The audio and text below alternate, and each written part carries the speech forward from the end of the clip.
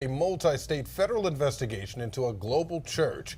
Two religious leaders now in custody. One just facing a judge in Hillsborough County. I'm Frank Wiley. And I'm Courtney Robinson. The two are accused of using abuse and fear to force followers into working without pay to fund the leaders' luxury lives. Early this morning, federal agents searched a mansion in the Avila neighborhood of Tampa. We watched as agents swarmed the massive landscape. The head of Kingdom of God Global Church, David Taylor, was arrested in Durham, North Carolina this morning. The executive director, Michelle Brannon, just went before a federal judge in Tampa and remains in federal custody tonight. Prosecutors say the two ran a nationwide operation soliciting donations worth tens of millions and lavishing themselves with homes and cars. We have live team coverage of the massive investigation, starting with 10 Tampa Bay News reporter Eric Lasser live outside the exclusive Avila neighborhood. Yeah, Eric, neighbors waking up to the FBI presence there this morning. Yeah, Frank, that's right. They tell me that at about 6 o'clock this morning, they could hear helicopters buzzing overhead and then the sounds of a small army of law enforcement, including sheriff's deputies and the FBI. Nothing good. That's all I can say. Neighbors like Sheila Malden say they were immediately concerned. Police and federal agents swarming the 32,000 square foot mansion belonging to the Michigan-based Kingdom of God Global Church. Its leader, a controversial, some say cult-like figure, 53-year-old David Taylor. We always kind of thought there were strange happenings, but nobody ever really knew anything. Federal prosecutors say Taylor and 56-year-old Michelle Brannon used their ministry to run a nationwide operation that looked more like human trafficking. According to the indictment, the pair forced victims to staff call centers in Michigan, Texas, Missouri, and Florida, raising money around the clock, an estimated $50 million since 2014, paying for luxury homes, cars, and more. Sometimes you'd see buses pulling in, which seemed really odd. Prosecutors say those who fell short of donation goals were punished with food restrictions, humiliation, even threats of eternal damnation. Taylor, they say, used his followers as personal servants, controlling where they lived, requiring some to transport women to him and provide emergency contraceptives. Well, I guess when you think that kids are running from the house, I guess your first thought is there any sort of human trafficking going on there, but, who knows? Taylor was arrested in North Carolina. Brannon was taken into custody in Tampa. Both face charges that could put them behind bars for decades. I mean, again, for somebody who can afford to live in there in that kind of house, and you're a pastor of a church, just that's the first red flag.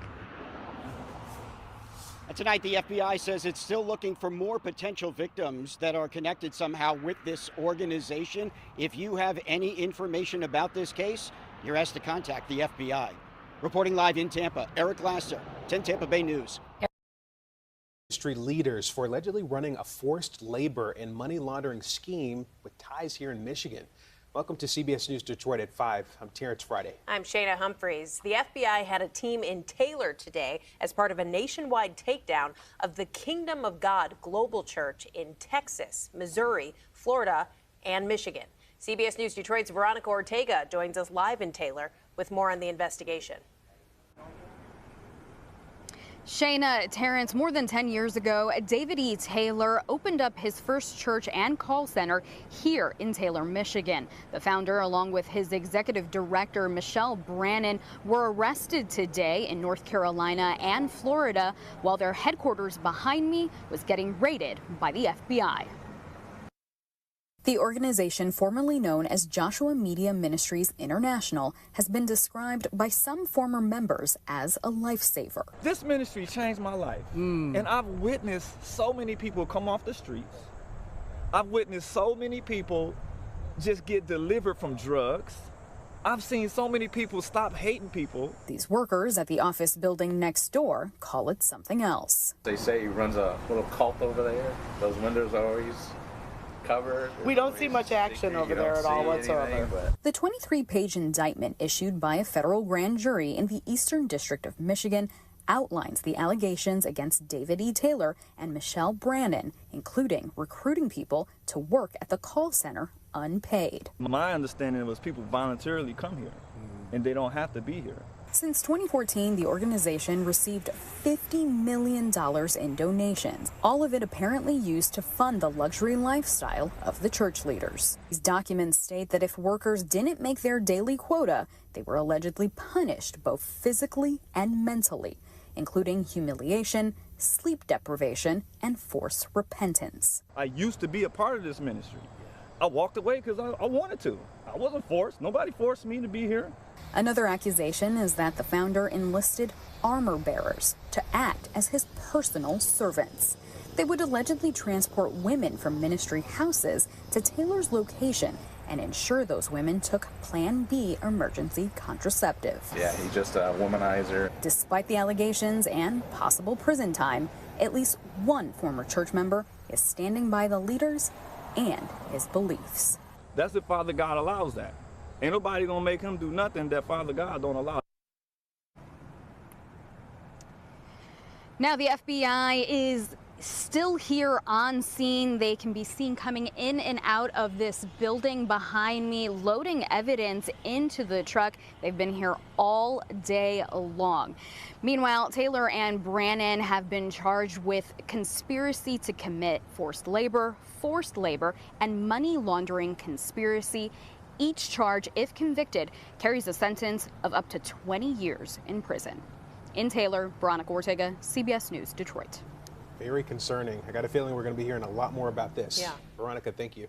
Begin tonight with that massive multi-state church raid affecting a congregation here in Metro Detroit. Welcome to 7 News Detroit at 6. I'm Carolyn Clifford. And I'm Mike Duffy. Thank you for joining us. Now, this is a story that we've been following all day long. Today, the feds raided a ministry in Taylor, and that's not all. The FBI also raided churches in North Carolina, Texas, Florida, and Missouri. The faith leaders were also arrested in North Carolina and Florida and are now facing charges of forced labor and money laundering. 7 News Detroit reporter Randy Wembley is getting reaction from one of their supporters and listening to a human trafficking survivor about the allegations against those ministry leaders. All right. What's up, everybody? I never thought in a million years this would happen. Never. Let me tell you that, guys, that right now, man. Getting this channel back is something I never thought would happen in a million years. Dead ass serious. I thought it was done. But with that being said, it seems like YouTube is now scrubbing channels with AI, which is really messing things up. Because I got a letter today. I was sitting here eating dinner 2 hours ago. I was really enjoying my pizza and enjoying how much David didn't get to eat it. Hey, Ben, thanks, man. Yeah, no, thank you guys. Nah, man. Yeah, I was pretty bummed out about it. But, yeah, we got to be careful of our free speech in America, man. I've never violated anything on here. What up, Sketch? I know, right, Luca? Yeah. Yeah, thanks, Colt Watch. No, you guys, thanks for having the faith, man. I never thought in a million years I would get it back. Yeah, I never thought YouTube would be like, yeah, here, have your channel back. No way. I for sure thought it was gone, man. I for sure thought it was gone.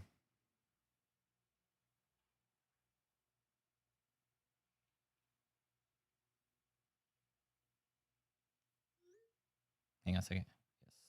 Yes, okay, hang on. Yeah, so apparently we got to be careful of how we go about videos and who we talk about here. So, yeah, there's definitely some kind of justice in this, man. And I feel really good about it because YouTube got back to me. I was getting ready to send a letter out to him and be like, yo, this is, like, this wasn't cool, man. Like, I was actively reporting on this. Hey, wait, thank you, Preeman. No, but YouTube. No, Colt Watch. YouTube is passing channels through AI filters, and that's what's doing it. That's what kicked all these channels off. Curly Girl, thank you guys, man. No, thank you guys for being here. No, I was bummed. Everybody, I know all. Uncle Jake was like, Rich. His like, that was a good place for everybody to hang out, man. And it is. It is, man. And I'm still under the firm belief that they didn't take down a channel; they took down a community or a community. They took down a channel. So.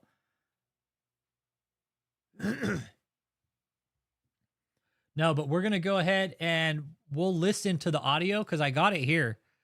I got the audio here from the last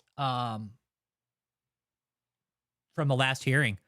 I don't know if anybody's listened to it. If you haven't, hey, thanks, darling. Appreciate you, man. Doyle's dozen. Thanks, brother. We can listen to the audio. We listened to some of it last night. We didn't get to all of it. But if you guys like, we can go ahead and get to that, or we can look over what's been happening. The cult showed up to the court, and it had the complete opposite effect for David and the cult. It did. Okay, Noah Winslow hasn't heard it. Here we go, Noah. You ready? Here we go. The court calls case 25-20560, United States of America versus David Taylor. Good afternoon, Your Honor. Sarah Cohen appearing on behalf of the United States. Good afternoon. Good afternoon, Your Honor. Scott Rosenblum appearing for... So this is the magistrate, Noah. This is the magistrate right here, man. Recap. Okay, so David's on no bond. Yep. Yeah, the last hearing was Judge Berg. I don't think Noah's heard the magistrate. Yeah, you haven't heard the magistrate, right, Noah? If you haven't heard the magistrate, let me know, because this is magistrate. Yeah, 10/17. This was on the Friday where David got denied bond. I know, dude. Oh, it's horrible. Parbs, they found 6 cell phones in a safe. What was he doing with 6 cell phones in a safe, man?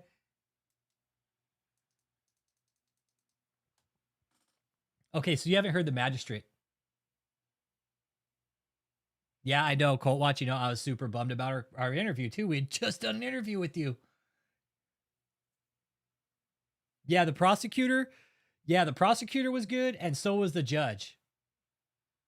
Yeah. I wonder what the 6... Hey, never mind the gold, everybody. Tell me what's on the 6 cell phones, all right?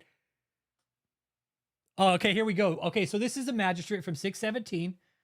Okay, so 6/17, this is what we're going to hear.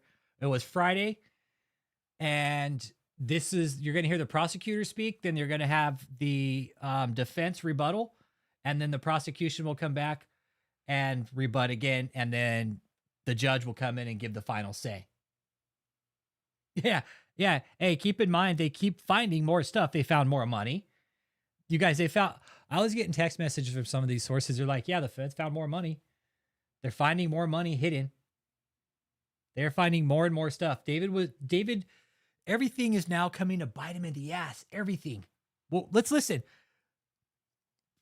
Just listen. Everything is literally in this hearing. Everything David's ever done, said, conveyed, everything comes down to this magistrate hearing right here on the 17th of this month. Okay? And keep in mind, like Kevin said, they keep finding stuff. Pastor David Taylor. Okay, good afternoon. Mr. Taylor, can you please approach and state your name for the record? David Taylor. Okay, thank you. Today is the date set and time for an arraignment and a detention hearing. Let's do the arraignment first. Mr. Taylor, did you get a copy of the indictment? Yes. Okay, you need to speak in the microphone. Yes, Okay. Your Honor. Okay. I do have in front of me an acknowledgement, and it's signed by you and your lawyer. Is that right? Yes, Your Honor. Okay. And this document states what you have been charged with and the maximum penalties you could face if you indictment with count 1, conspiracy to commit forced labor in violation of 18 U.S.C. Section 1594. I've seen all the news articles, Parbs. Yeah. I've seen the news articles. It's not a good look, man. It's not a good look for him. And they lay it out That here. carries a potential maximum penalty of 20 years imprisonment and a fine of up to $250,000.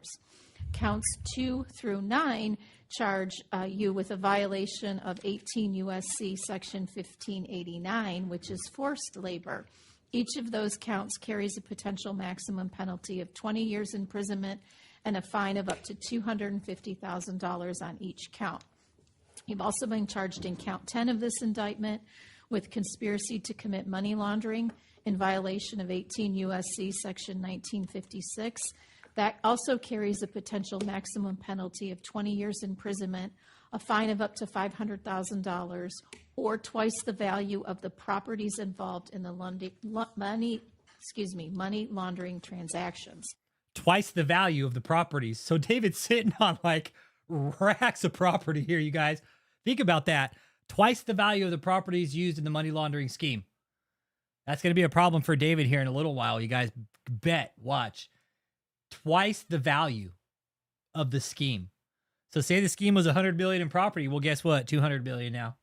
Twice the value. You also need to understand that the court could impose consecutive sentences if you are convicted of more than one count.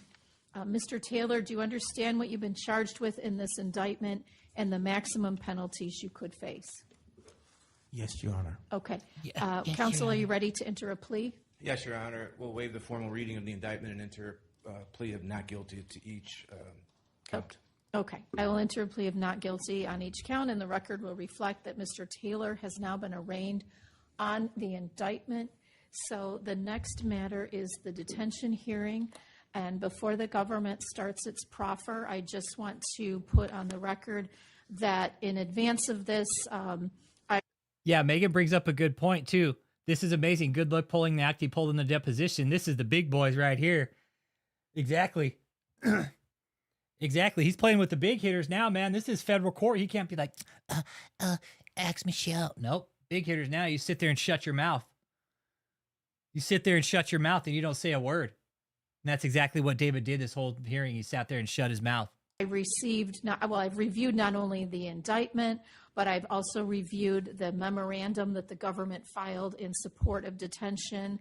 I've also reviewed defendant's memorandum in opposition to detention that have been filed, as well as obviously the reports of pretrial services, both from this district and the one that was prepared in the district where he made his initial appearance. So just so you know what I have reviewed, and I am also familiar with the proceedings with the co-defendant. So go ahead. Okay, so here, now the prosecutor's going to lay it all out, everybody. All right? Prosecution's going to come in. They're going to lay it out. Thank you, Your Honor. With that recognition by the court, the government's argument today and factual proffer will be limited. As the court is well aware, Taylor is charged with forced labor. Hey, you want to bet he does, Kevin? Oh, no, his lawyer said he wants to go to court. And Congress requires a presumption of detention. This presumption reflects Congress's substantive judgment that particular classes of offenders should ordinarily be detained prior to trial, such as David Taylor. It is the government's argument that the defendant will not meet its burden of production. However, if the court finds otherwise, the government's argument Yeah, Uncle Jake made it. today will focus on 3142 factors, beginning with the nature and circumstances of the charged offenses. According to the evidence presented to the grand jury and reviewed by this court, David Taylor was a self-proclaimed general of a very unusual and brutal regime. And he was, according to the evidence, a serial sadist. And that is no exaggeration. Right there. Bam. That's going to be there because now you guys, you got to really think about this. All right. Check this out. They're profiling David. They've built a profile on him. They know he's like a serial sexual sadist. He really, no, the reason they're saying that is because they have a profile on him, and David is a sadist. To withhold food from people for not making you enough money, that is sadism at its finest, man. What was I watching today?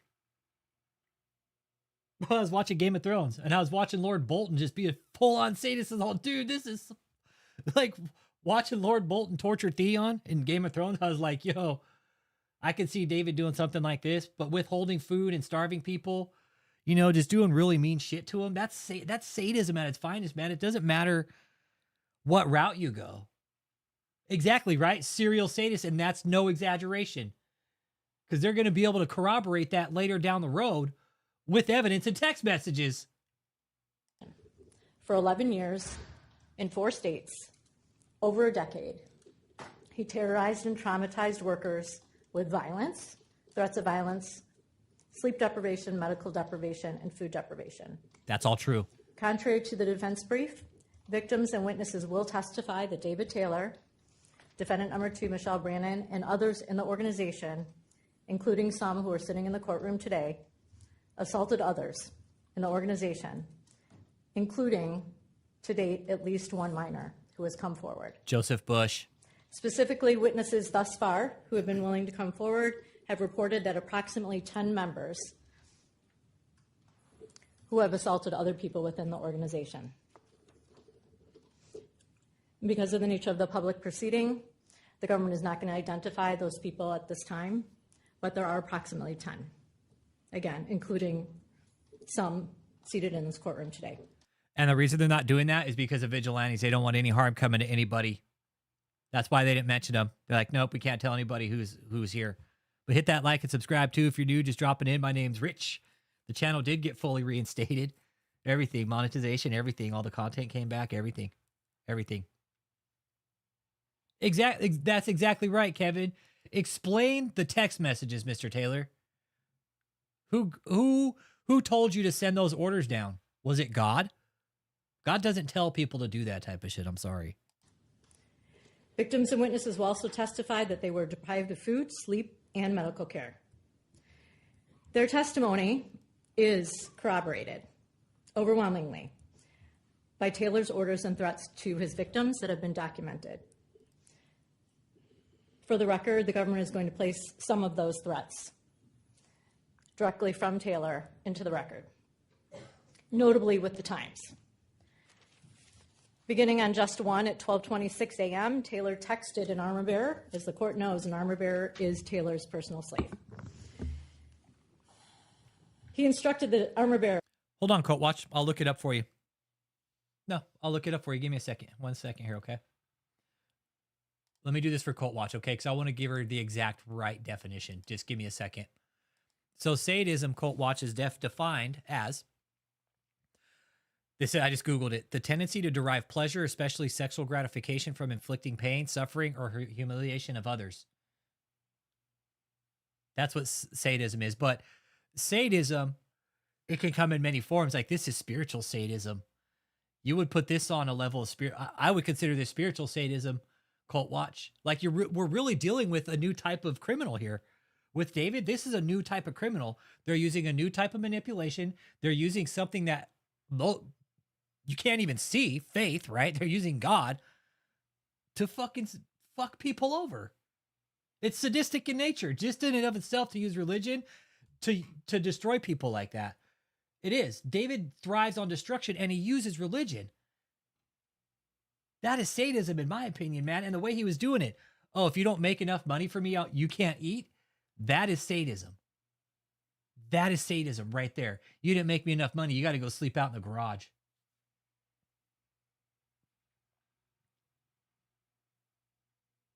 Specialty psychology, and David is a sexual sadist, I believe.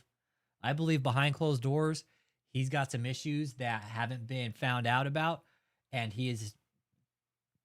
Yeah, I won't get into any more details about that. As follows. You'll have to raise $164,000 today.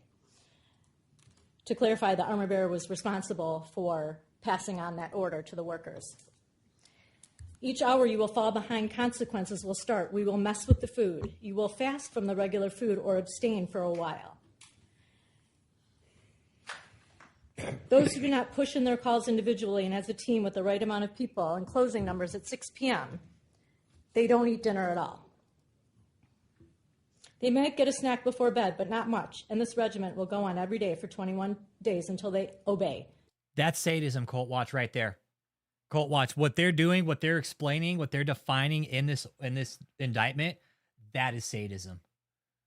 This is spiritual sadism. Because you're not making enough money for the kingdom of God, you're not going to eat, you got to live in the garage. That is sadism, man. And I do believe that David gets off on it, like Noah said. Maybe not sexually, but there is a sense of power that he gets from it. Oh, yeah. And you could hear it, Kevin, you could hear it in the judge's voice, bro. Yeah, dude, the channel got fully reinstated, DC. Yeah, here we go. Take away the food. Exclamation point, exclamation point. There will be other consequences. We must make them fast and pray. Another one at 3:55 a.m. Taylor texted the same armor bearer. Those in the top 9 that don't do well will stay up and close. And YouTube took down my channel. We were literally reporting this channel for human torture. We have to report this channel. We have to report David's channel with the facts. Be like, hey, this is a problem. He was literally torturing people. I'm doing good, DC. It's good to be back with you guys, man. It is. It is. But what we're talking about now is this is the hearing from the magistrate judge on the 17th. Right now we're listening.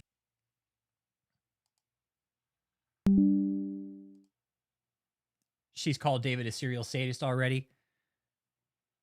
It's not, this isn't good, and we're going to listen to the judge. Stay on top of the delinquents. Put the pressure on them for not having their time off. Nor food. They will fast. At 3:52 a.m. on another date, Taylor texted his armor bearer. Let everyone know we have to raise at least $50,000 by 12 midnight if this happens. The top 9 and those who did well can rest, but the others who didn't. Well, Dallas, let me be real clear about this. I'm sure YouTube lost a lot of money when they ran all these channels through filters. They're like, uh-oh, we better get some of those channels back. We'll stay up until 4 a.m. and study notes, and they will wake up at 8 to 9. And if they don't do good the first 5 hours, they will not get lunch. On another date, 7:57 a.m. It's all of us, man. There's evidence of consequences when people are sleeping and are having a hard time waking. This is, Dave, this is how it had to be done, my guy. This is how it had to be done. We had to keep constant tabs on him. Nobody ever did that with David. We did. We kept constant tabs on him. We're like, okay, what's he doing now? Where's he going? What houses are he buying? Oh, look, mortgage fraud. Up. He texts his armor bearer, pour water on everyone's faces that's halfway sleeping and not working. Wake them up now. My next level of judgment tomorrow is that it won't be just 4 a.m. It will be every hour you waste in the day will be added on past 4 a.m. In all capital letters, tell them all to stand now when you throw water on their faces. Later in the text, you tell them I don't care about them being sick. On another date at 3:23 a.m., Taylor texted to his armor bearer. I can't be kind to you letting you start later and sleep in. I can't be kind with none of you. You're all working until 4 a.m. Now, I don't care if you're tired. You've crossed the line. You're going to work all night and get up in the morning. Right there. That's going to do them in. You don't care if they're tired? You just work them are you working them? Arbot, Mike Fry and shit? Like, what the hell, David? Like, work makes them free? Like, the more you work, the freer you are? This was a literal labor camp, everybody. In another text, Taylor texted a group of workers, you're not going to bed tonight until you raise $33,000. And as the court knows, the $33,000 and all the other money that Taylor is insisting being raised is not for the benefit of the community. It is for the benefit of David Taylor and Michelle Brannon. On another date at 1:44 a.m., Taylor texted a group of workers in capital letters, point blank, if you don't work, you can't eat. On another date, Taylor texted a group of workers, warning to the whole staff in capital letters, if you don't work and learn closing like we told you, then you won't eat. There are more. They are in the brief, and there are more in evidence. In addition to the threats that are corroborated by victims and witnesses, FBI agents are now investigating even more disturbing evidence, in addition to the forced labor. There is evidence now that Taylor coerced some female workers into providing masturbation videos and sexually explicit photographs to Taylor. The female members who have disclosed this to the government to date explain that Taylor demanded this material, that they were fearful of disobeying him, and they felt they had no choice but to send Taylor what he demanded from them. This is where they're going to have to bring in psychology experts, like psychologist experts and shit about cults. They're going to have to bring in expert witnesses about this, because this is really like a mind control thing. Like this, like spiritual sadism, what he was doing, this is a really,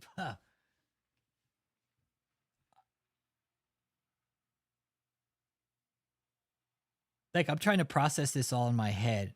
This is a really unique individual, everybody. Like, forget the fact that he's a pastor.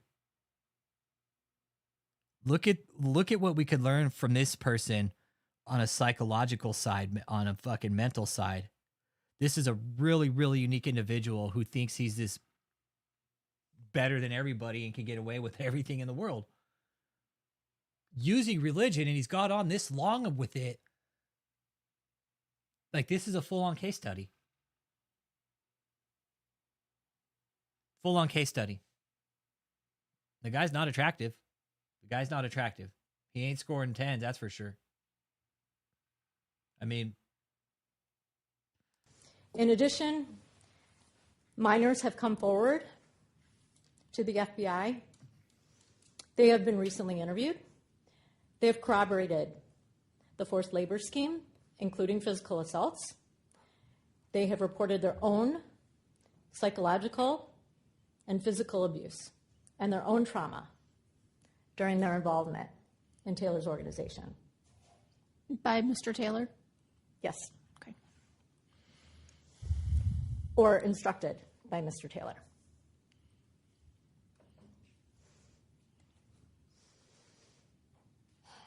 The serious nature and circumstances of the charged forced labor, as well as the newly developing evidence, as well as the money laundering detailed in the government's brief, unquestionably weigh in favor of detention.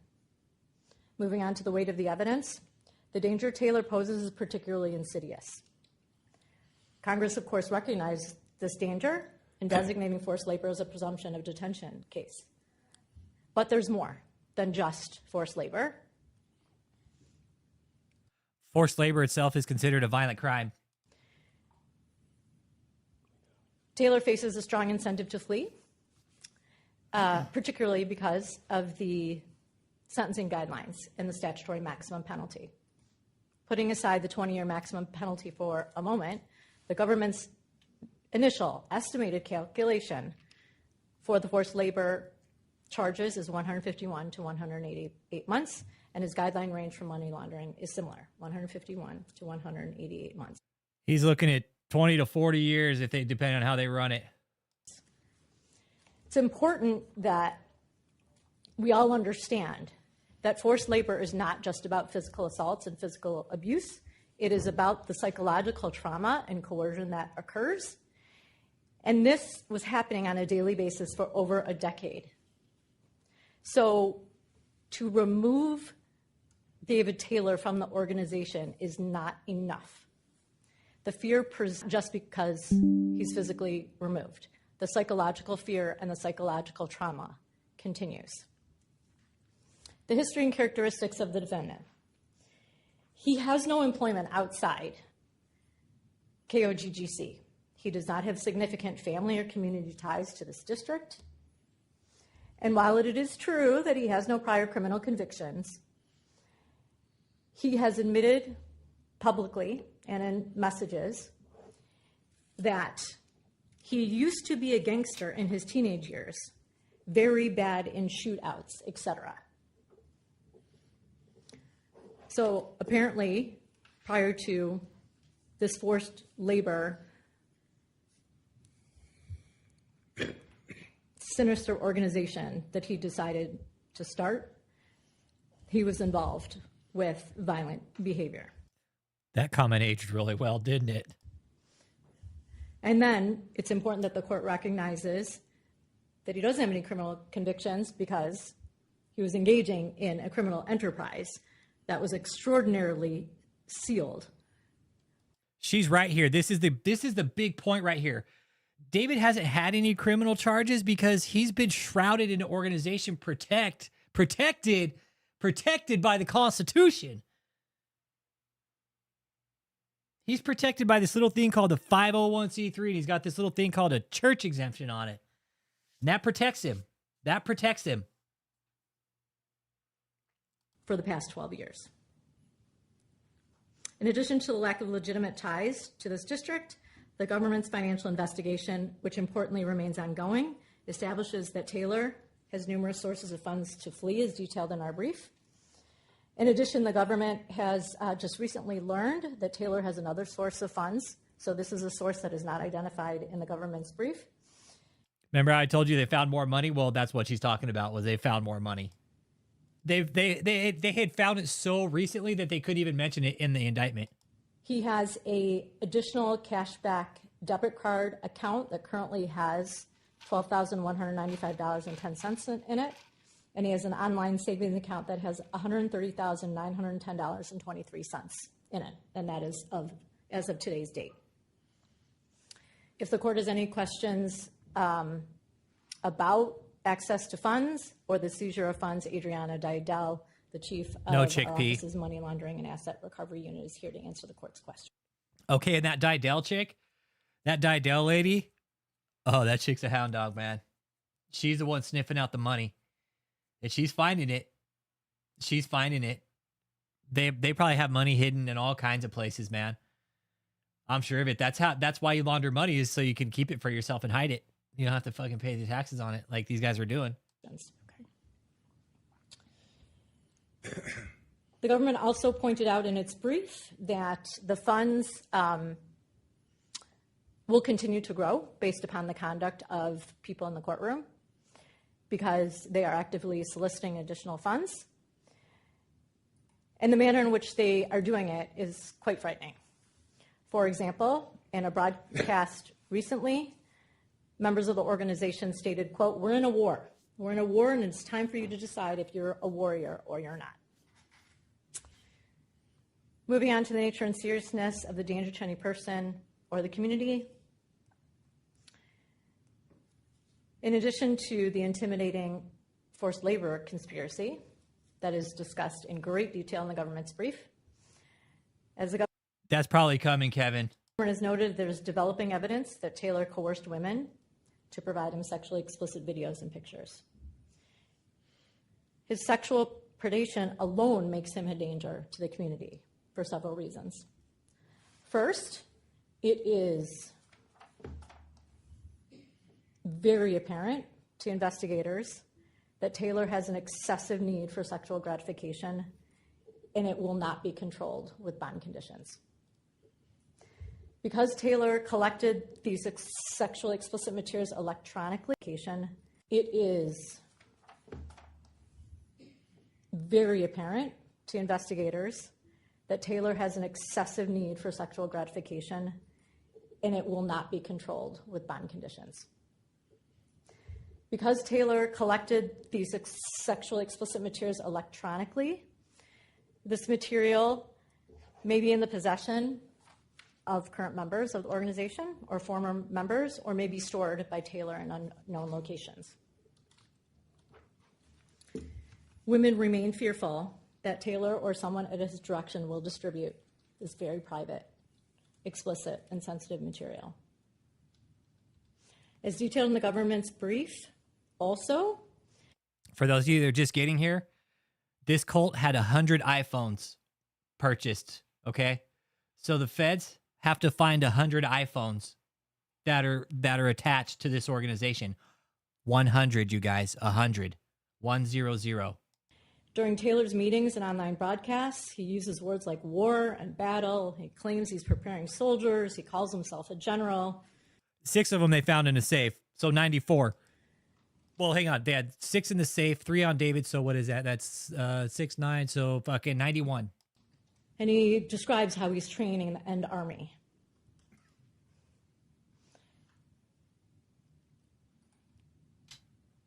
His members are entitled to protest, Your Honor, but as I speak here now, they're outside the courthouse. And that should be noted.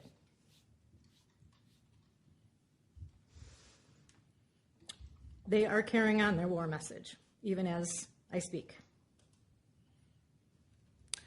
It is important to note as well that one member of the organization who has been attending court proceedings did interfere with the government providing assistance to victims of this organization.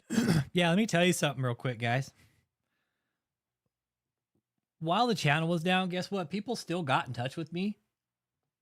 People that haven't come out and talked yet, and I hope they're watching. I hope you guys are watching. I hope you're here, and I want to tell you guys the sources that have come forward. Thank you for your bravery. Thank you for being willing to speak up. And I've talked with you, a lot of you guys on the phone. And you know what? One thing they've all been telling me about this community is that we're real here.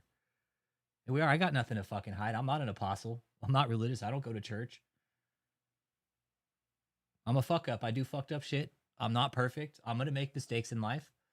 And as long as people can learn to live with that, I think we can get along fine. Like, we're not perfect, man. No, you know what people told me is they love the community, you guys. It wasn't even about me. It was the community. It was the community. Yeah, 54, I got reinstated, bro. I got reinstated. Yes, YouTube reinstated the channel. And you guys, it was the sense of community that we brought to the survivors of the cult. Because we listened. We listened. And we're still here listening. These survivors that I've got in touch with over the last couple weeks, several hours on the phone with them, just talking about life, ins and outs of the cult. It would go from life experience to cult experience and just jump back and forth. And there's a lot coming out still. When I found out about the 6 phones in the safe, I was like, fuck the gold bars. Tell me what's in those phones.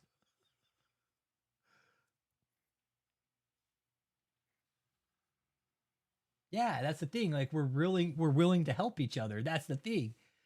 And I don't know why whatever happened with YouTube. I don't know. I'm not even going to question it. They gave me the channel back. I was no BS. It happened to us. Sitting there eating my pizza, man.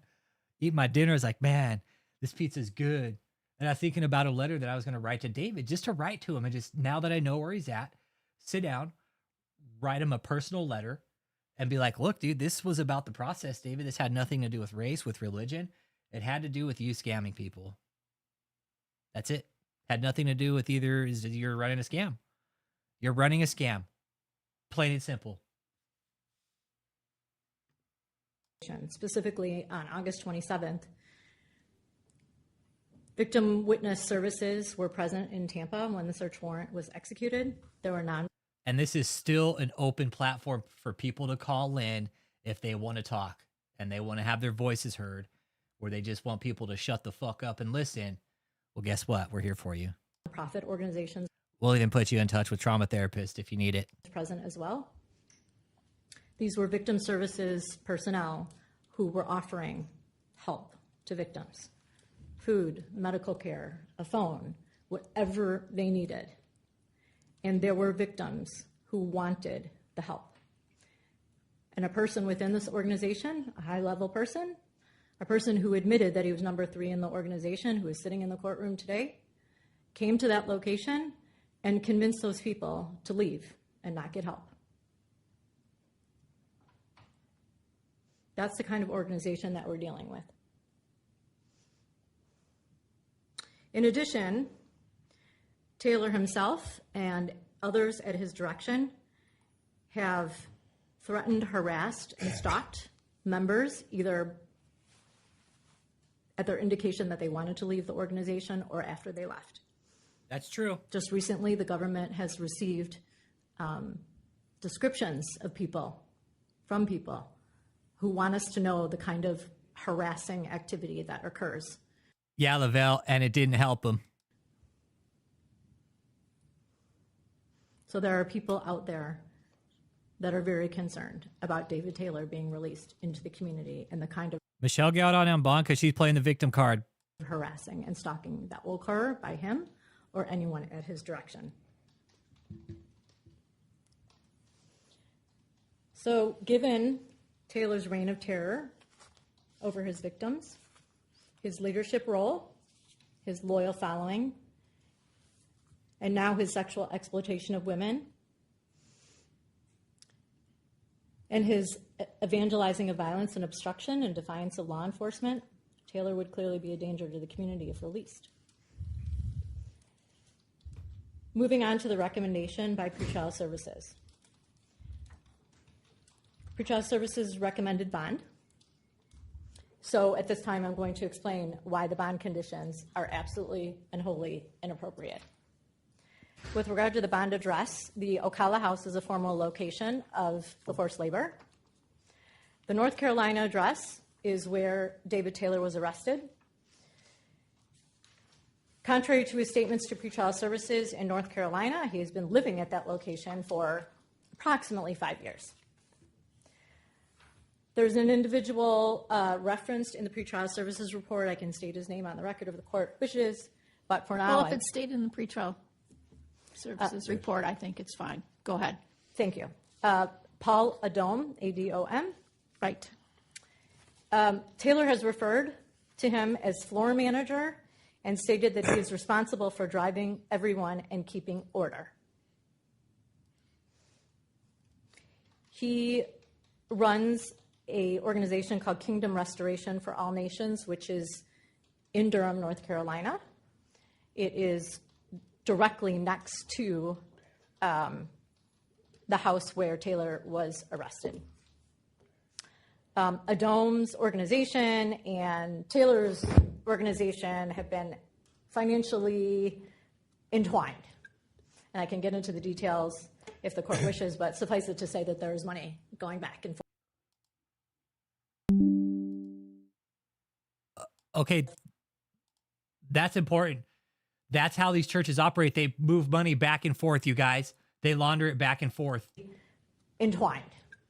And I can get into the details if the court wishes, but suffice it to say that there is money going back and forth. And that money has been going back and forth for many years. Adom was in Houston, Texas when the search warrants were executed on August 27th. He was there with his wife. And they had a room. So they are both members of the organization. Moving on to another individual, Alyssa Billow is also known as Alyssa K. She was interviewed on August 27th. She said that the Edgewick house is Paul's house. And she also stated to law enforcement that that house was used to house male members of the organization when they came to North Carolina. It's also important to note that an apartment nearby that address is leased under defendant number 2's name, and it has been used to house female members when they travel to North Carolina.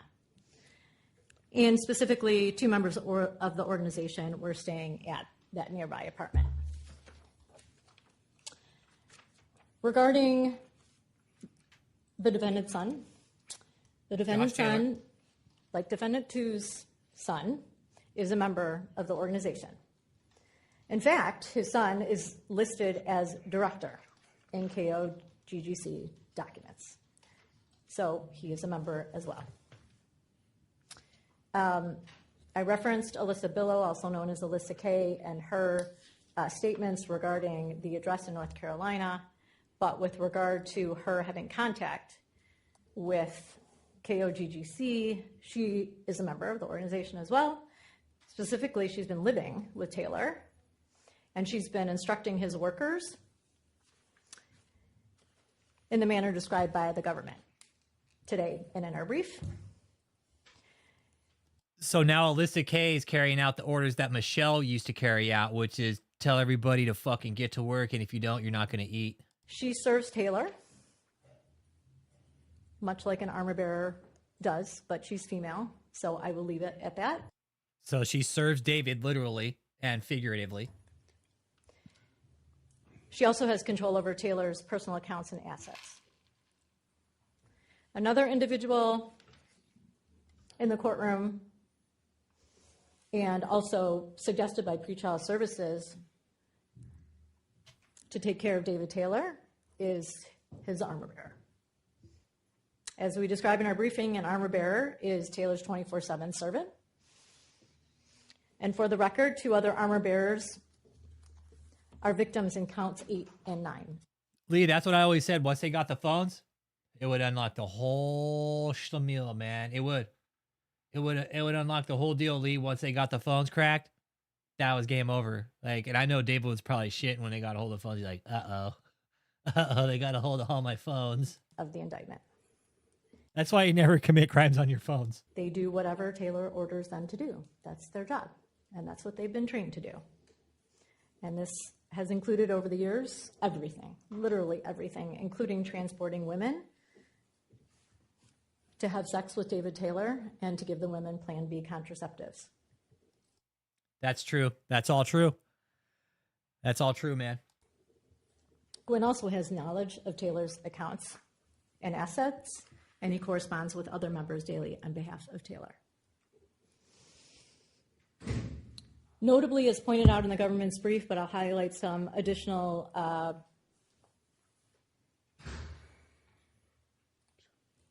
inaccuracies in the pretrial services report. And these inaccuracies are the result of David Taylor's lies to pretrial services. He has never been an honest person. We know that from the criminal activity.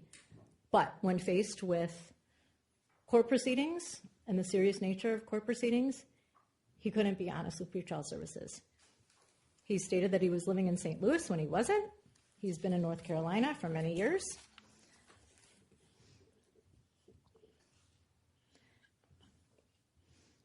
Not merely a caretaker or a friend. Notably, David Taylor told pretrial services that he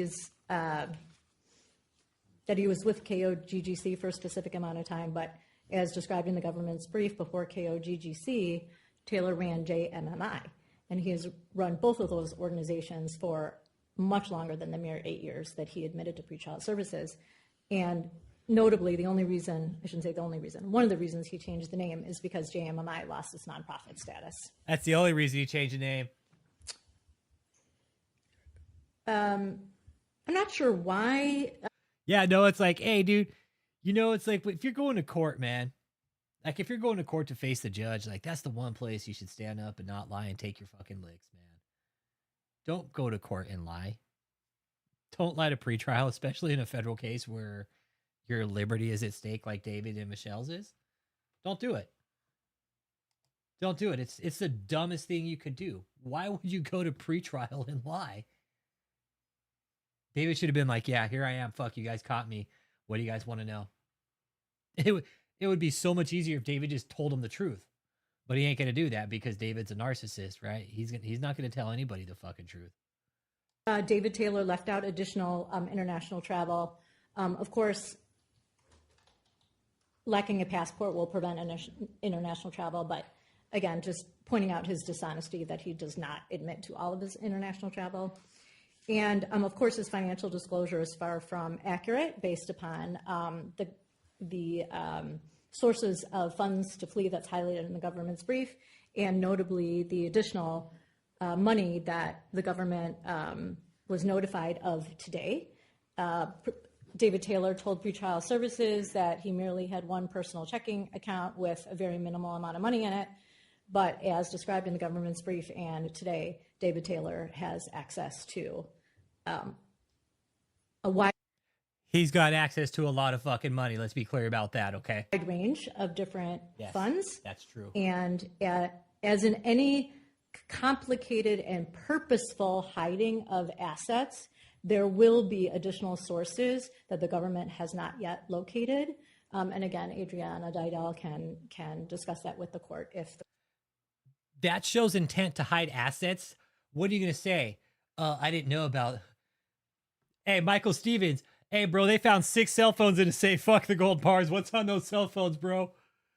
I know, right, Alchemist? Dude, lying about everything, bro. Lying about everything. Dude, it's like, you're going to court, man. You're fixing to face the judge. If you did something wrong, man, go there, take the fucking licks, put your chin up, take the hits, and do the time. Court is the one place, man. Like, David claims to be this honest man, right? Like, I'm this great apostle. Well, the apostles didn't lie, David. Oh, they hid assets. Hell yeah, they hid assets. Hey, rangerrick.com.gov.net. What up, what up, what up? Welcome, welcome, welcome. The court wishes. And the Yeah, hey, for real though. Hey, Michael Stevens, I give a shit about the gold bars, dude. Tell me about the 6 cell phones they found in the safe. Exactly. And it's just going to piss the feds off even more that they're going to have to bring more evidence. Be like, okay, all right, we told you, don't take it to trial. last thing to note for the record, as I'm sure this court is aware, is that although defendant number 2 is on. We always talk about that, Lavelle. This is all over 10%, everybody. This many. 10%. Bond. Her condition imposed by Judge Berg was that she have absolutely no contact with any individuals, former or current, in the organization, and none of the funds can support her manner of living in any way. So that the recommendation of pretrial services in this case doesn't even match defendant number 2's bond conditions. Of course, it is the government's position, as discussed in the brief and today, that absolutely no condition of bond is appropriate in this case, and the defendant should be detained. Thank you. Counsel. Thank you. May it please the court, Your Honor. I'm trying to sort through that presentation and proffer because what I heard basically was invectives, allegations, without not a lot of backup.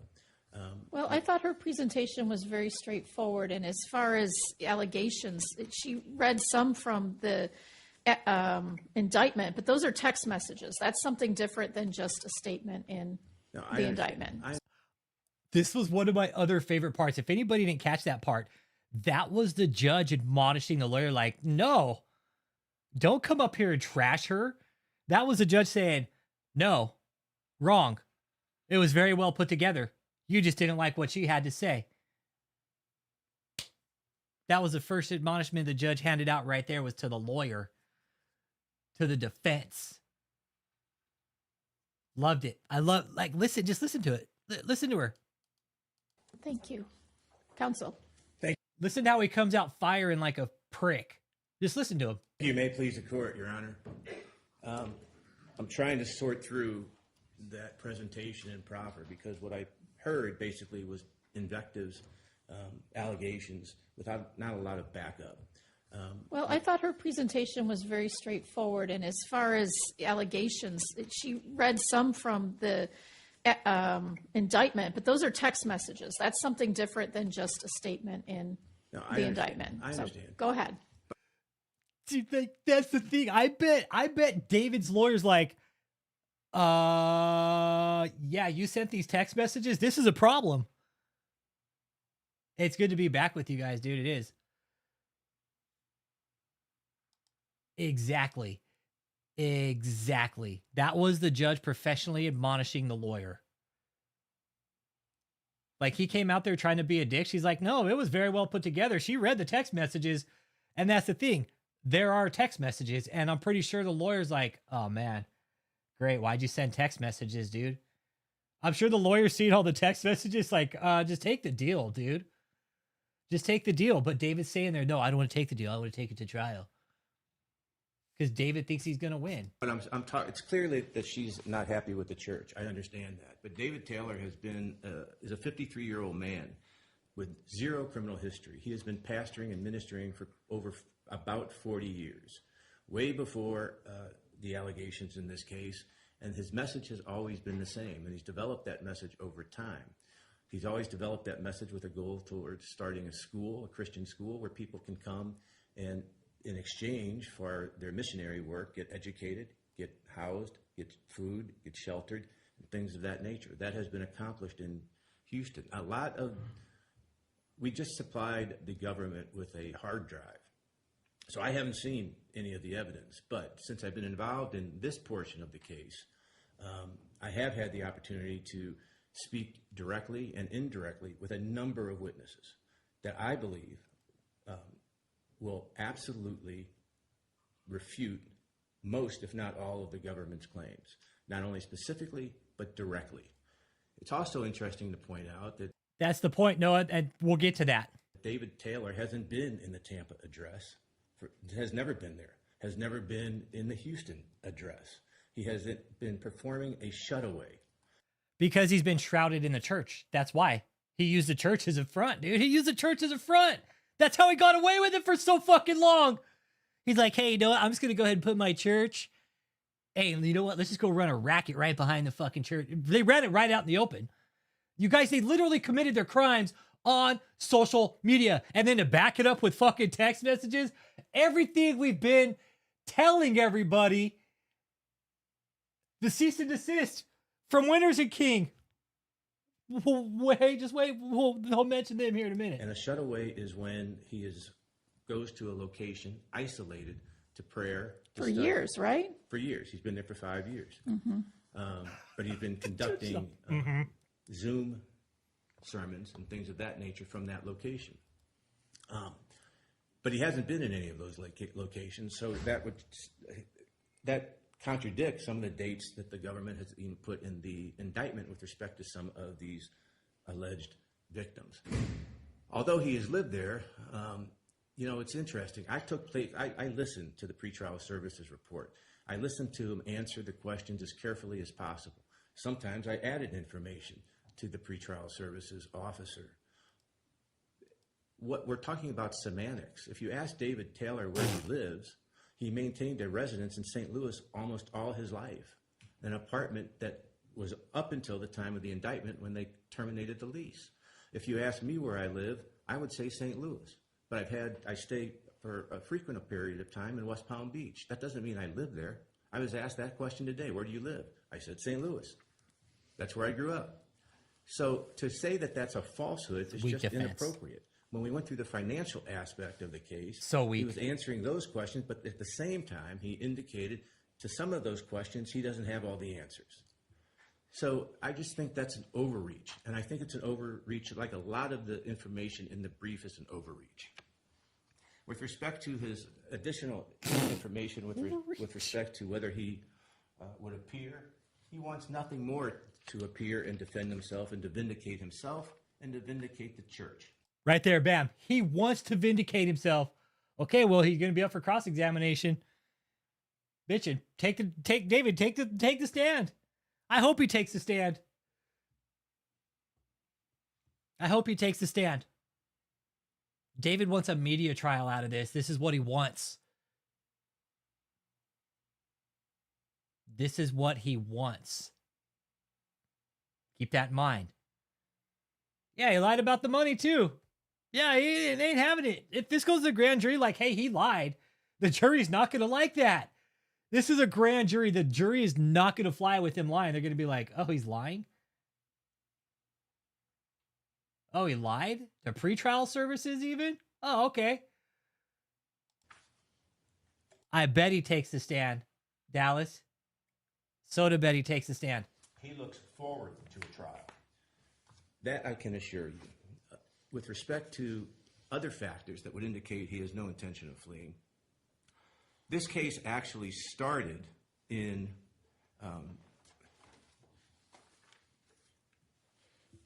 December. He'll buckle on the stand, Interspace. Let me see. I'm sorry. This case, I was retained initially in August 29th of 2022. Buckle like a belt. And when I was retained initially, it was a financial investigation where the government was serving subpoenas on the church and to other church entities. Mike King got involved. Mike King is the church lawyer, really respected lawyer. That's who they seek guidance from as well. Well, Mike King, not a very good lawyer. Nope. I wonder why this one camera always does this. This one camera up here always starts going funky on me. Let's go ahead and remove it. All right, there we go. Mike King is the one who sent me the cease and desist trying to sue me. We all know how that turned out. We all know how that turned out.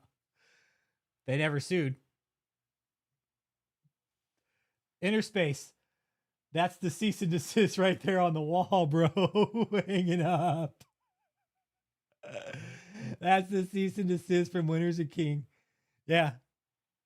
American College of Trial lawyer in the college. He's a fellow in the college, and I coordinated with him with respect to responding to those subpoenas.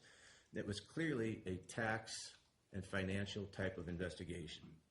That's where the case started. David Taylor knew he was under investigation. It couldn't have been any more clear. I told him he was under investigation. I told him that most of these cases wind up in indictment. That's where this case started, and he had ample opportunity to flee the jurisdiction. He had a passport at that time, which now he does not. That was seized by the government. He had ample opportunity to leave. At the time, he had ample opportunity, whatever funds he had, but he made no effort because then, as of now, he feels he has done absolutely nothing wrong. Dude, he still feels like he's done nothing wrong. Listen to the mentality of this man. He feels like he's done nothing wrong. Dude, that is a really unique frame of mind to live in. I'm trying to think of how does one man live in this frame of mind like this? I couldn't. I just need to bring it down. I wonder why this one camera does that. That kind of fucking whack. Maybe we need to update it. Let's remove it. Okay. With respect to the financial means, I don't even know how to respond to some of that. PayPal, credit cards with a limit of $7,000 for $12,000. I'm sorry, that's enough to run. That's enough to go in hiding. 10, 12 grand, you could hide. Mentions of life insurance. I have no idea whether or not that's actually owned by David. I don't know whether that was investigated. But that is not the financial background of somebody that's going to take off to some other country. It just doesn't add up. Okay. The government claims, with respect to the pretrial, so he wasn't deceitful. I think that's just another unsubstantiated allegation. So as we get to the factors in a detention hearing under 3142, once this is. Hey, you're seeing it right now, big dog Tyler Durden. You're seeing it. There's not really much to see in court. Figure David sitting up there with his lawyer, seeing David sitting up there to judge on the bench, dude. You're seeing it right now. Just picture David sitting there with his lawyers. You could go. Detention. This is a burden. You can go see the hearings, dude. It's an open court. You just can't video. That I have of production. But that burden under Strickland is not a heavy burden. That's what the case law says. I have to show some evidence to meet the burden. In this case, I have absolutely no doubt I can show evidence. The government talks about witnesses. That was 9, now it's 10. But I didn't hear anything specific that witness A will say that David Taylor did this. Witness B will say that David Taylor actually did this. It seems to be all vague. That's because they're not going to bring the witnesses out until trial. No photographs, there's other options that the government could choose to support this case. They could have had an in-camera proceeding. They could have done initials. They could have done... Thank you, observation. Me too. Glad to be back with you guys. Redacted names. We see that all the time. But nothing to support the allegation. Exactly. They redacted names because they're fucking victims. They said they weren't going to have... that Michelle and David weren't going to have access to the victims. They stated that very clear. No access to the victims or witnesses. Nope. Ain't happening. Other than they're out there. We haven't seen it.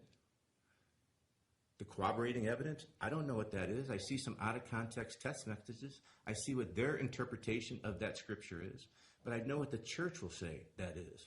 This is a church that had faithful study, strict accordance with the Bible and the scripture in the Bible. And if you dig deep to those passages, all of those are related to the Bible. Everything the government's talking about, the armor bearers, the general, the way they go about teaching the ministry, it's all guided by the Bible. All of these congregants, I understand that the government is trying to make Their allegation that that his lifelong employment was nothing more than some organized crime. But that just doesn't fly with the facts. It doesn't. He has a substantial following, about 200,000 people he reaches, all throughout the country. He's located in every state, in all sorts of different countries, where his message of the gospel of Jesus Christ is appreciated and taken in by all these different individuals. That's just not some fly-by-night con man. That's preposterous. He has been doing that for years, and they want to transmute the church into a criminal enterprise. His congregants, his adherents, would certainly take issue with that. And yeah, they're upset. They witnessed what they saw on August 27th, and it was not only wasn't it pleasant, it was shock and awe, and it was misstated in this courtroom with respect to the one individual they're talking about. And the reason I know that is that I was on the phone with that individual during the raid. And that raid, in my review of this case, a lot of these allegations are primarily being generated by some disgruntled congregants. And we all know that every church at some point has disgruntled congregants. We see them on the news shows. The Mormons, the Jehovah's Witnesses, the Scientologists. And the reason I know that is because some of the information and some what she alluded to is tracked specifically back to some of these individuals that were disgruntled. For instance, one individual in 2014 was going through a divorce with one of the congregants. She and her daughter in the courtroom. By proffer, I can tell you that when she gave a substantial amount of money to the church after the divorce, he went ballistic and he started calling the FBI. And he went ballistic because he was appalled that she would give her money to a black church with a black Rick Frazier, that's Debbie. minister.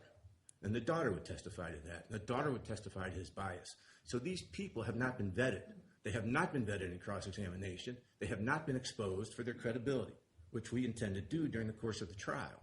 And we think once that's exposed, this case will have a much clearer view of how it started, why it's going on, and why it continues to proceed. And we're looking forward to doing that.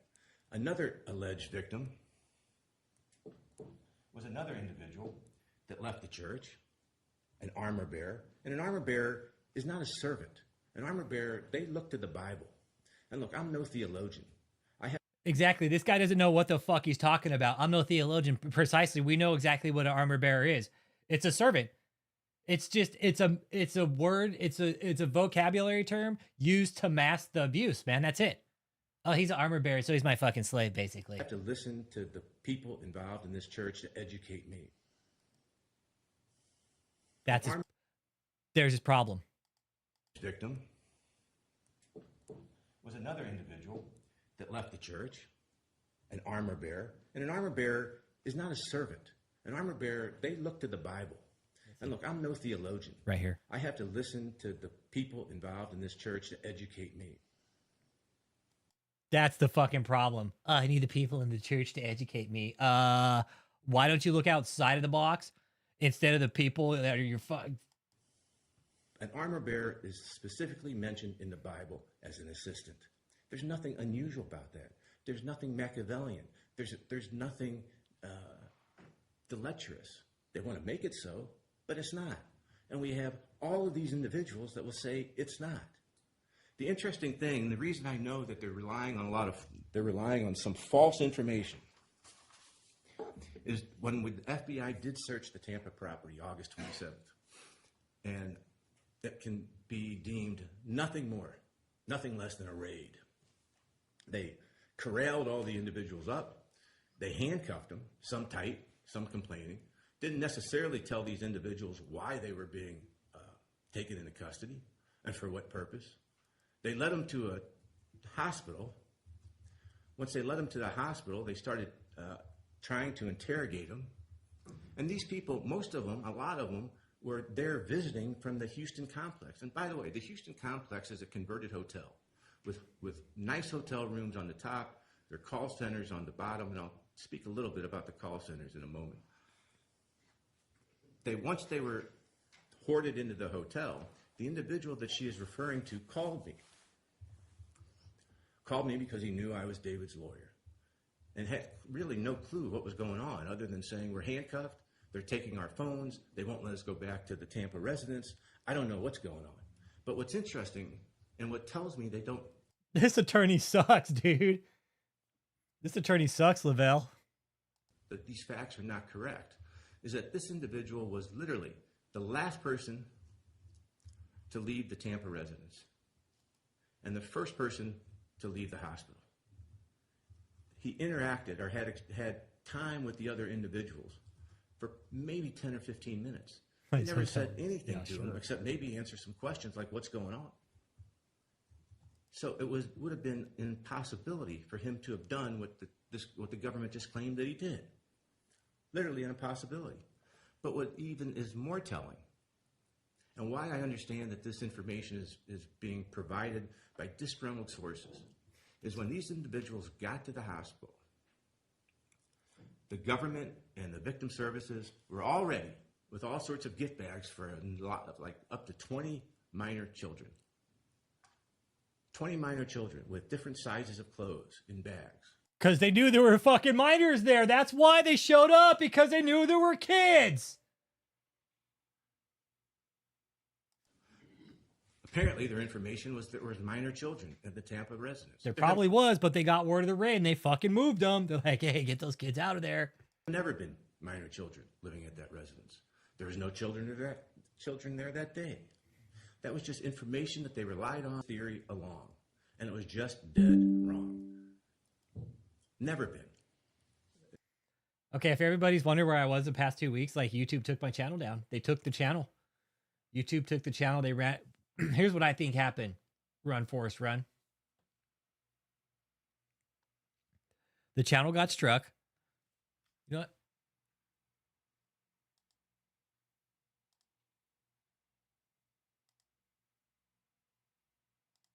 The channel got taken down. And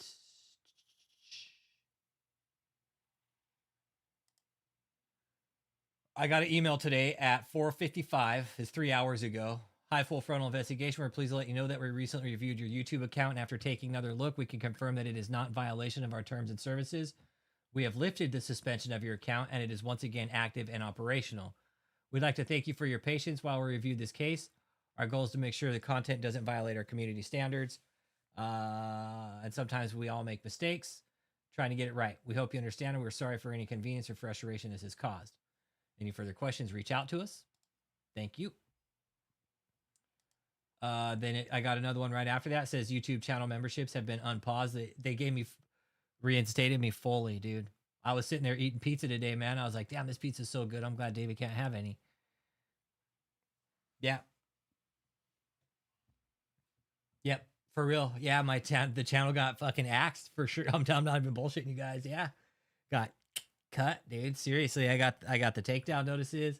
I was sitting there, I was enjoying like my nice oven cooked pizza that I got from the store for like $7, and my Asian salad in the bags that you get, like the salad mixes, right? And it was like the best pizza I was ever eaten.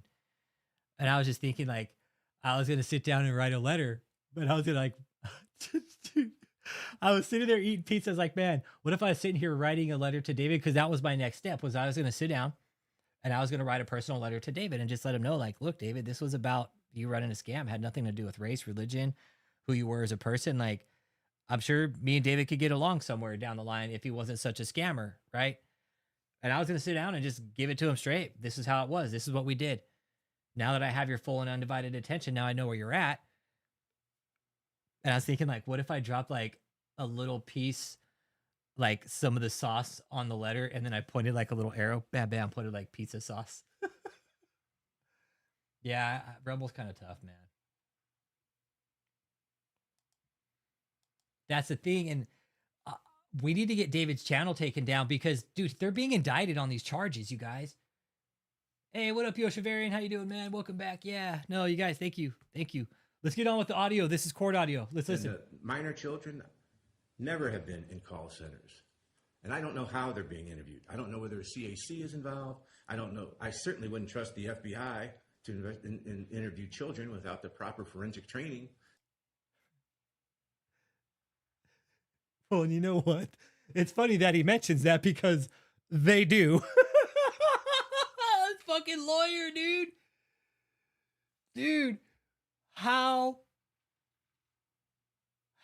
dare him sit here and say that? I don't trust the FBI.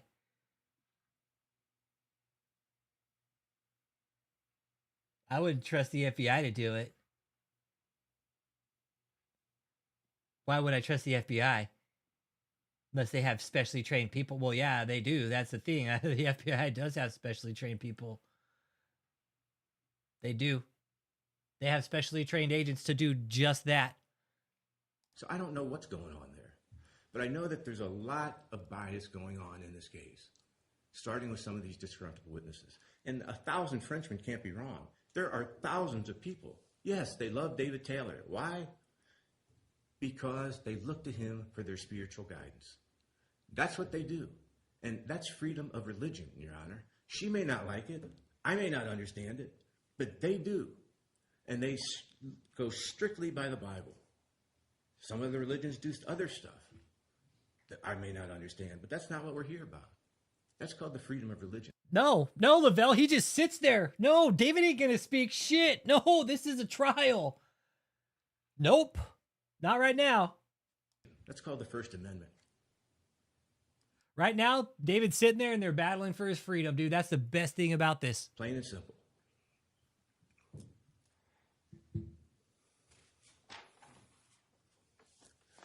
So, I think one of the things that's very telling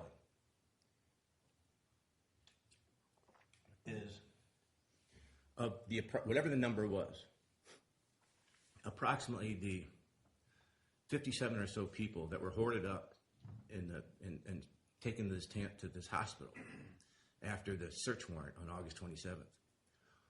All of them, given the opportunity, returned and stayed and wanted to go back. Some people had to go to the hospital because they were very, very sick. Let's be real clear about that. All right. I've talked to people. I've talked to family members.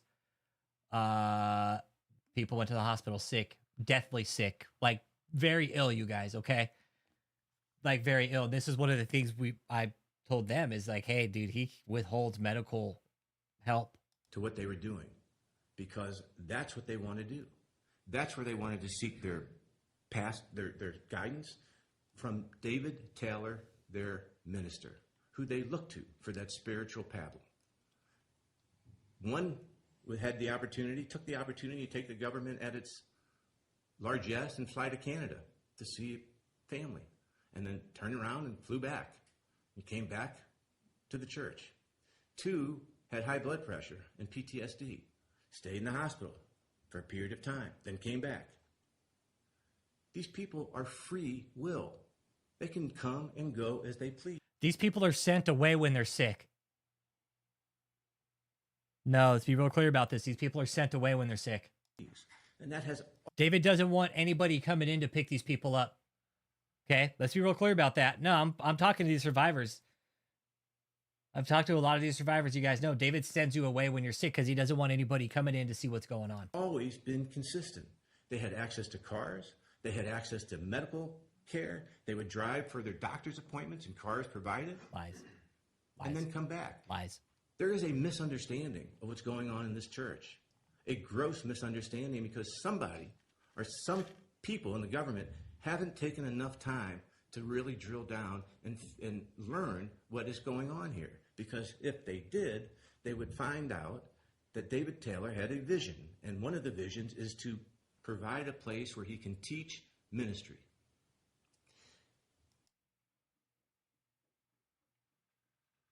When you hear about his methods of teaching, he can point out the actual portions of the Bible where he adopted those practices from, literally. And he's employed them, and he teaches them. And it's been productive. It's been incredibly productive. Maybe there's some offense that he was able to go into all these countries and these states. But he did so because his methods were working. In fact, other ministers would come and train with him. And the basis of the training and what can be tough sometimes with the training is to make sure to provide them, if you make it, the ministers for the long term, because so many ministers are dropping out. These people came back because this is their church, this is where they want to be. With respect to these allegations and accusations of forced labor and you can't, and no food. Facts, Lavelle. That's just not true. We have dozens of witnesses to contradict that. Yeah, because the Feds just show up and fucking raid for no reason, right? Dozens. Now, were there times where you would fast? Sure, but it was controlled, and it was purposeful, and it was within an 8-hour. Also, times when you would sleep, and it would be in that contextually. Hey, thanks, Kennedy. It was a committee or a portion on the Best that like. Let me know you're here. Give you a shout out. Project out. That's not unlike any dorm, and where they're living, they're not living on top of each other. They were living in Tampa. There was 12 bathrooms. But there was one where they're all using the same bathroom. This guy didn't read the whole indictment. He's like, I don't want to read the indictment. And rooms that people had. There was one allegation that David Gwynn, his armor bearer in North Carolina, and he's not, David Gwynn is his friend. He was accurate about that. And he's not sleeping. He's not sleeping on an air mattress. That's just wrong. He's sleeping in a bed. There's a cabin attached to a church. The church is owned by Pastor Adon. He's in the courtroom. It's not owned by the church. It's not uncommon for pastors to go back and forth as guest pastors. That No, but they were moving money in between the church, you guys. That's going to be a problem. happens in every religion. It happens in Catholicism. It happens in Christianity. It happens in Judaism. It happens all the time. There's nothing nefarious about that.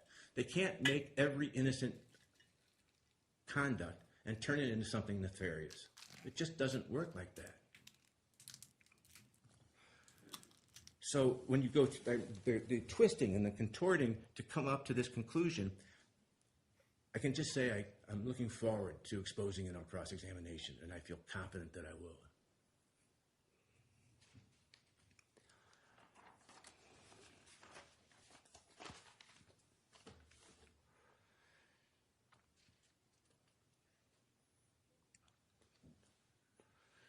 We've heard a lot about the call centers and where the money went, and that's another gross overstatement.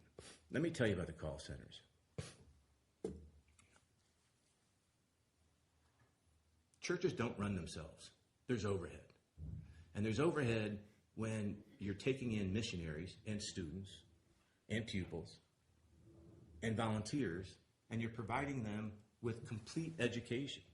Now, you may not like the education, they may not like the education, but these people are yearning for this particular type of education. They want to learn how to minister, and they want to be taught by David Taylor. And he's arranged it so that they can. Their room, their board, their upkeep is all provided. Everything is provided. If you equate that to a first-year college education, that's $50,000, $60,000. The money has to come from somewhere. But again, if you do a deep dive on these call centers, you can see two things, which has made this ministry so successful. They're not just calling asking for donations. They're trained. They don't show up at a door and say, I want to stay here, and get on a phone in an untrained manner. Before they take phone calls, and there's 60,000 phone calls that they've taken, they are trained in administering prayer, in listening, in giving people an opportunity to talk about their suicidal ideations, to confront those types of issues. And they do that for an unlimited period of time. Because David Taylor instructs that I don't want you just talking to people for 2 minutes on the phone and get off. And you know what? It's illegal to make certain calls like that past a certain hour in America. You can't fucking call people all night like that, and they've done that. I want you to give them time to express. Now, not everybody's the same. And did some people get rebuked, again, a church term, because they were either lazy or because they were there for a free ride? Absolutely. But there was never any physical violence. Never. And you won't see a picture of it. You won't see a recording of it. You won't see any evidence to support that. The call centers mostly generated money to run the church. But to say, baselessly, that it generated all the money for David Taylor. It did. Is quite frankly ludicrous. That's a fucking lie. It did. That's how he made all the money, was fucking making phone calls. A fucking dumbass lawyer. This church would take, trips to different countries with a number of these pupils and volunteers, to Israel, to all these places, to spread the gospel. That takes money. This church provided charity. They owned 2 18-wheeler trucks that provided food and comfort to victims of Hurricane Beryl in Houston. They provide outreach, all sorts of outreach for human trafficking. They keep their doors open for hurricane victims that couldn't support even after they delivered. That's a lie. They have community miracle caravans, trucks that they didn't seize, little pickup trucks that they go into the community. So to say this, I can't sit here and just listen to accusations that aren't grounded in fact. It's just not appropriate. And they weren't. They just weren't. This scam convoy of miracles? Yeah, okay.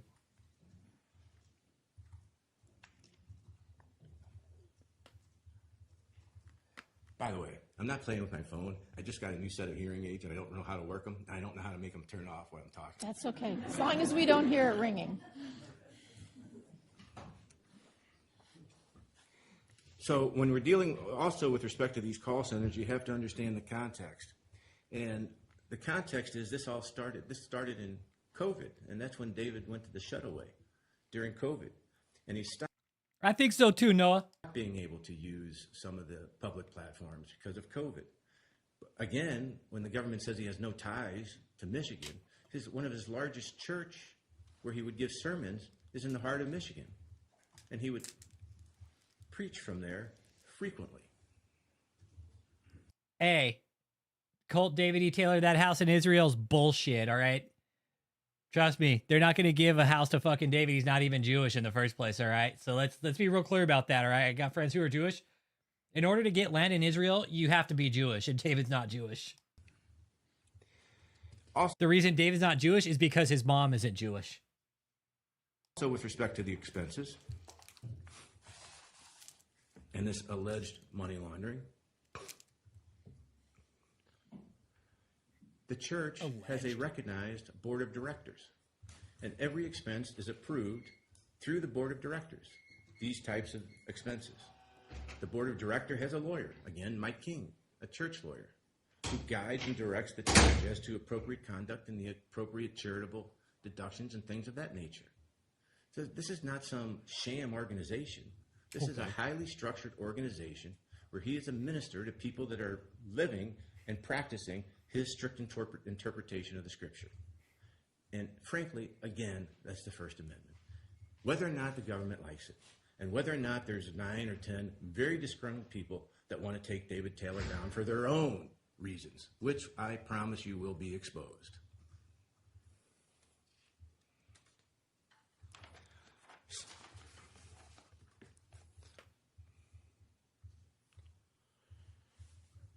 During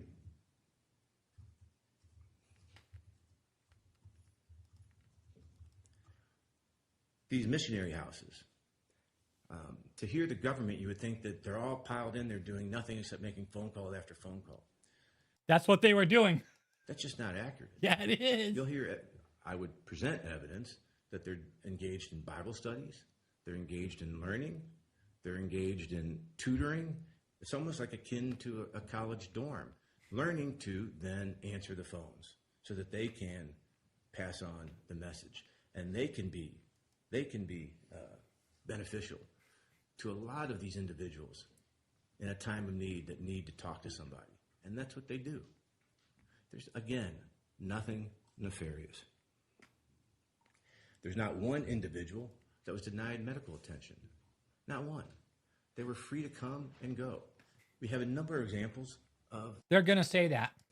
People that would leave and go visit their family and then come back. The portrait that has been painted is just not accurate. Then she throws in the salacious stuff about the sex. And all I heard about that was, well, if he asked if there was a nude video discovered, And that must be he can't control his impulses. I don't know what study that is, and I don't know how that's some uncontrollable impulse. Or This was February 17th, or the 17th, October 17th. So it was last Friday. It was last Friday. Danger. The man was living in a shut-in for 5 years. And Shut-in's fake. It's a lie. Shut-in's bullshit. There's nothing biblical about shut-away. In a deeper dive of these instances, all of these were consensual relationships from and by adult people. Both of which were single. One of which is single and in his way going through a process to try to find a lifelong partner. And it's difficult for him to date. But that's what his version of dating is. These are not just, hey, give me some nude pictures.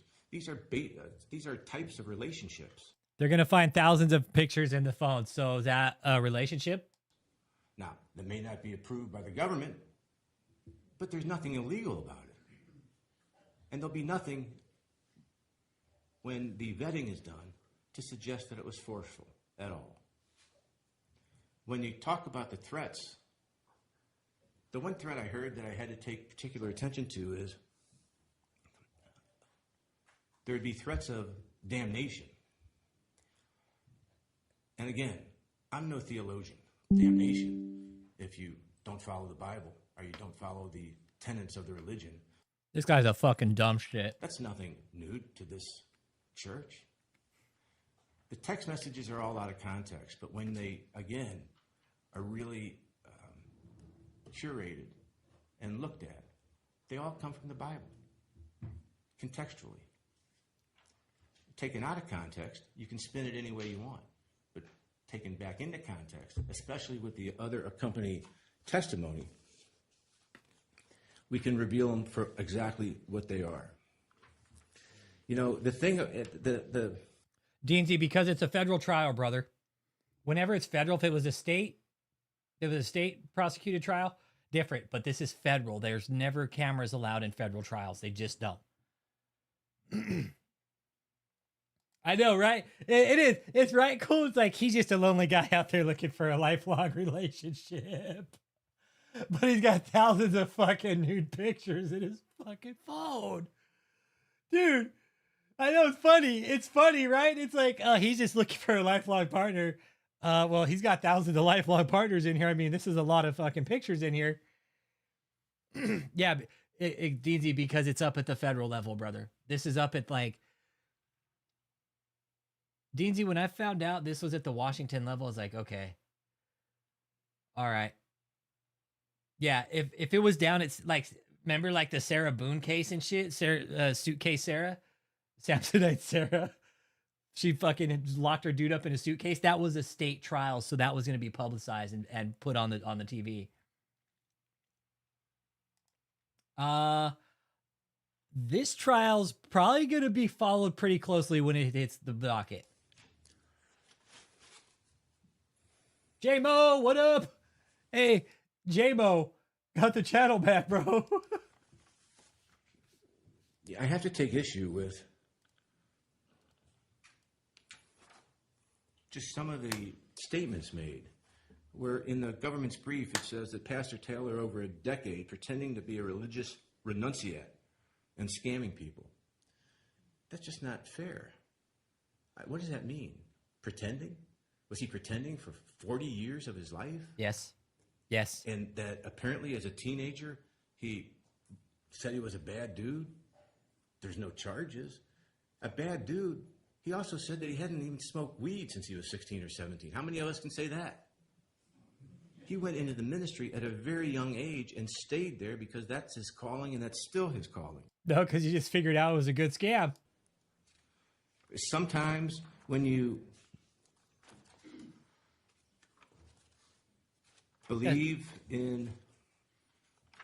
This guy's a sexual predator, man. This guy you see right here, David Taylor, sexual predator. And when you follow the scripture, and when people are rebuked for not following the scripture.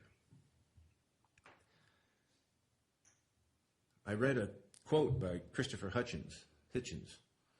The Bible mandates compulsory love and grotesque fear simultaneously. You can reject it, But if you accept it, you accept it all. In this church, they preached. They never preach violence. They preach the Bible is forgiving and loving, but it's also demanding. And all of these constituents know that, and that's their belief. No matter whose belief it's not. Frankly, this case scares me a little bit. It does. It shouldn't be. And we're looking forward to litigating this case. Litigating it for David, litigating it for the church, exposing how it came to be, and exposing what David Taylor's mission is. He deserves that. But as far as the conditions, he's not a danger to anybody. His whole life's been this church. So are you going to say that he can't? I get it. If there is well, it's hard to know who the victims are because we don't know. There's no way to identify them. Okay, that's not funny. Stop. Go ahead. Ooh. Well, it's hard to know who the victims are because we don't know. There's no way to identify them. Okay, that's not funny. Stop. Ooh, that was what they were talking about. Uh-oh. Uh-oh. I get it. If there is well, it's hard to know who the victims are because we don't know. There's no way to identify them. Okay, that's not... You're going to say that he can't... I get it. If there is well, it's hard to know who the victims are because we don't know. There's no way to identify them. Okay, that's not funny. Stop. Okay, they were laughing in the background. They were laughing. So I had heard that the cult was acting a fool. Yeah, no, you could hear it. Like, it's real low. I had to turn it up in my headphones. You guys wouldn't be able to hear it. I had to turn it up here. But they were laughing in the background. And the judge is like, that's not funny. Stop it. That's not funny. I get it. If there is well, it's hard to know who the victims are because we don't know. There's no way to identify them. Okay, that's not funny. Stop. Go ahead. Don't do that. But clearly, he won't go around any alleged victims. That's perfectly reasonable. He doesn't need to go back to the Tampa residents or the Houston residents. He can find a... Where do you propose he go? Well, he can go in Michigan. I was given an address that his son has vetted. His right now, it would be an Airbnb. An Airbnb. His son vetted it. That's available for a month, but potentially, if this would occur, we can get it for a longer period of time. So he can stay in this district. He can absolutely stay in North Carolina. What he's doing in North Carolina is he's writing. He's authored about somewhere between 300 to 500 textbooks. Shut the fuck up! 300 to 500 textbooks? School that he's planning that's currently going on in Houston for a curriculum. Bullshit. He's not up to no good. He's writing and praying. And in his religion, being in a shut-in is a way to get closer to Jesus Christ and God. That's what the man's doing right now. It doesn't sound too dangerous to me. And with respect to who these individuals are, again, Pastor Adon, he is not connected to the church. He is not connected to the church? He's not connected to the church? Oh, this guy's just grabbing for fucking straws, man. Oh, he's just grabbing for fucking straws. They have visiting relationships back and forth like is common in almost all religions. Bullshit. Bull fucking shit. Daniel Gwynn is in court. You can call him an armor bearer, which is what the Bible calls him, or you can call him an assistant. Again, not unusual. Nobody questions the Pope's assistance. Nobody questions the Mormons' assistance. Are they really equating him to the fucking Pope? They just don't. They don't like the phraseology? Says who? He's not a danger. He's certainly not a threat to leave. He wants nothing more to face this. So, with respect to contact to other witnesses, I get it. That's reasonable. With respect to denying him the ability to at least go online and continue his sermons in a restricted fashion. I would even propose that if he uploads a YouTube video, something he's been doing all his life, or YouTube or Zoom, that he clears the content with pretrial services. that he's not talking about his situation, that he's not talking about the court case, that he's not talking about anything except the gospel, which he's done all his life. And people rely on that. Why remove that? Who are you hurting then? All these people that believe in this church and this man because they don't? Certainly there's a combination of conditions that will satisfy this court that he's not a threat to leave, that he'll be here to defend himself, and he's not a danger to himself or to anyone else. Thank you, Your Honor. Thank you. Does the government have any rebuttal? And I'm particularly interested in, if he were to be released on bond, where would he go, and would you be comfortable with any place that he might be going where he would not pose a danger? The answer is unequivocally no. There has been no proposed address. Well, there have been, Your Honor. Well, I understand what's in the pretrial services report, okay? And I provided the pretrial services officer with another address after our meeting today. Okay. The judge's like, okay. I had been allowed to finish my sentence. The sentence was going to be, there's been no proposed address in this district where David Taylor will live alone. And even if that was proposed, he has no money outside of the organization to fund that house. And because of all the reasons in the government's brief and the argument today, the government submits that David Taylor, even living alone, even in the Eastern District of Michigan, is a danger. Because he is the leader. Because he is the leader, because of all of the facts of this criminal activity, because of his overwhelming, coercive, and threatening and terrorizing behavior for over a decade.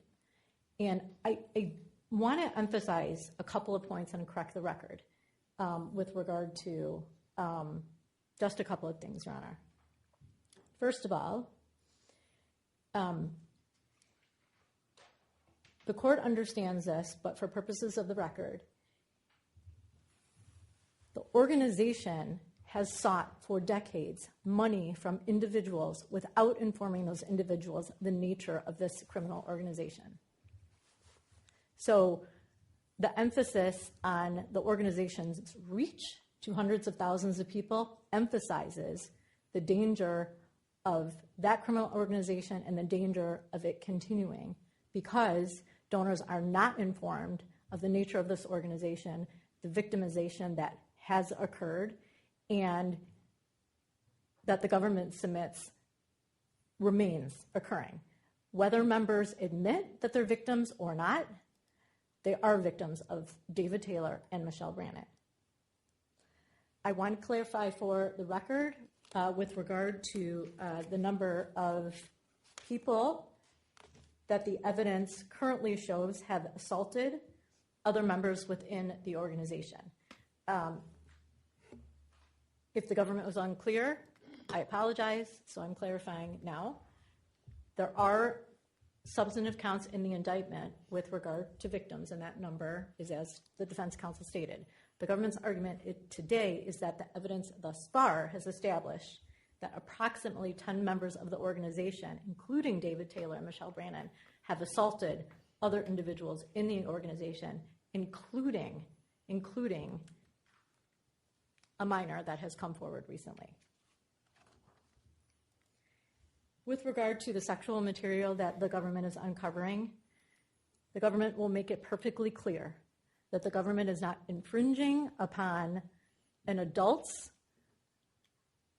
desire and acts in furtherance of that desire that is consensual and between consensual adults. The danger here is that, one, the defendant was coercing the individuals and, in fact, grooming individuals to either subject themselves to this or to eventually succumb to David Taylor's coercion and needs for this kind of information. And the evidence is also suggesting at this time, and I've told defense counsel it's an ongoing investigation, is suggesting that the women who are providing these videos to David Taylor at his demand are providing it as part of their forced labor, just as they were forced to make calls, just as they were forced to raise money. David Taylor required that they provide sexual material to him. So it was part of their forced labor. And the government is not going to put a number on it today. And I've told defense counsel that's an ongoing investigation. But in light of that ongoing investigation, in light of the material that we have uncovered, and in light of the messages that David Taylor has sent to these women that we are now reading, he's unquestionably a danger to the community and specifically to the women that he coerced into sending this material to him. So for all of those reasons and the reasons cited in the brief, the government submits to this court that David Taylor unquestionably is a danger to the community and a risk of flight. Thank you. The court will take a brief recess and come back with its decision. Thank you. And here's the magistrate's decision. This is why I have faith in the prosecution. Recalling case 25-20560, United States of America versus David Taylor. Sarah Cohen, on behalf of the United States. Thank you. Just put your appearance again on the record, please. Oh, Scott Rosenblum. I'm sorry. I was just getting notes for what you're going to say. Oh, okay. All right. Mr. Taylor, I'm going to say some things that the folks in this courtroom have probably heard a couple more times today, but it is part of my decision-making process. And the first thing is you are entitled to the presumption of innocence. There is nothing that has taken place in this hearing today, anything that was in the government's proffer, its memorandum, or anything that I might set forth in any finding that's intended or should affect that presumption of your innocence. And this is a detention hearing, and it's governed by the Bail Reform Act. And that act says that detention is considered an exceptional step. Bond is presumed unless it is determined that there are no conditions or combination of conditions that will reasonably assure your appearance or reasonably assure the safety of the community. And the act requires that I impose the least restrictive measures to provide those reasonable assurances. Now, in your case, with the charges that you are facing, it is a presumption case. And that means that these charges are so serious by their very nature that Congress has decided that it is presumed you don't get bond. But as your lawyer said, that presumption can be overcome. And I understand the government Absolutely is in prison too, because it's not trial yet. This is just bond hearings.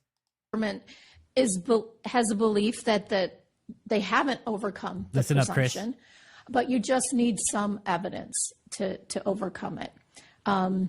You don't have a criminal history, and you have ties to varying communities. So I'm going to assume that you have overcome the presumption of detention. He lost it right there. But then I have to. Right there. He lost it. You've overcome the presumption of detention. Bam, he lost it because you have significant ties to a lot of communities that you could hide in. So right there, bam, denied bond.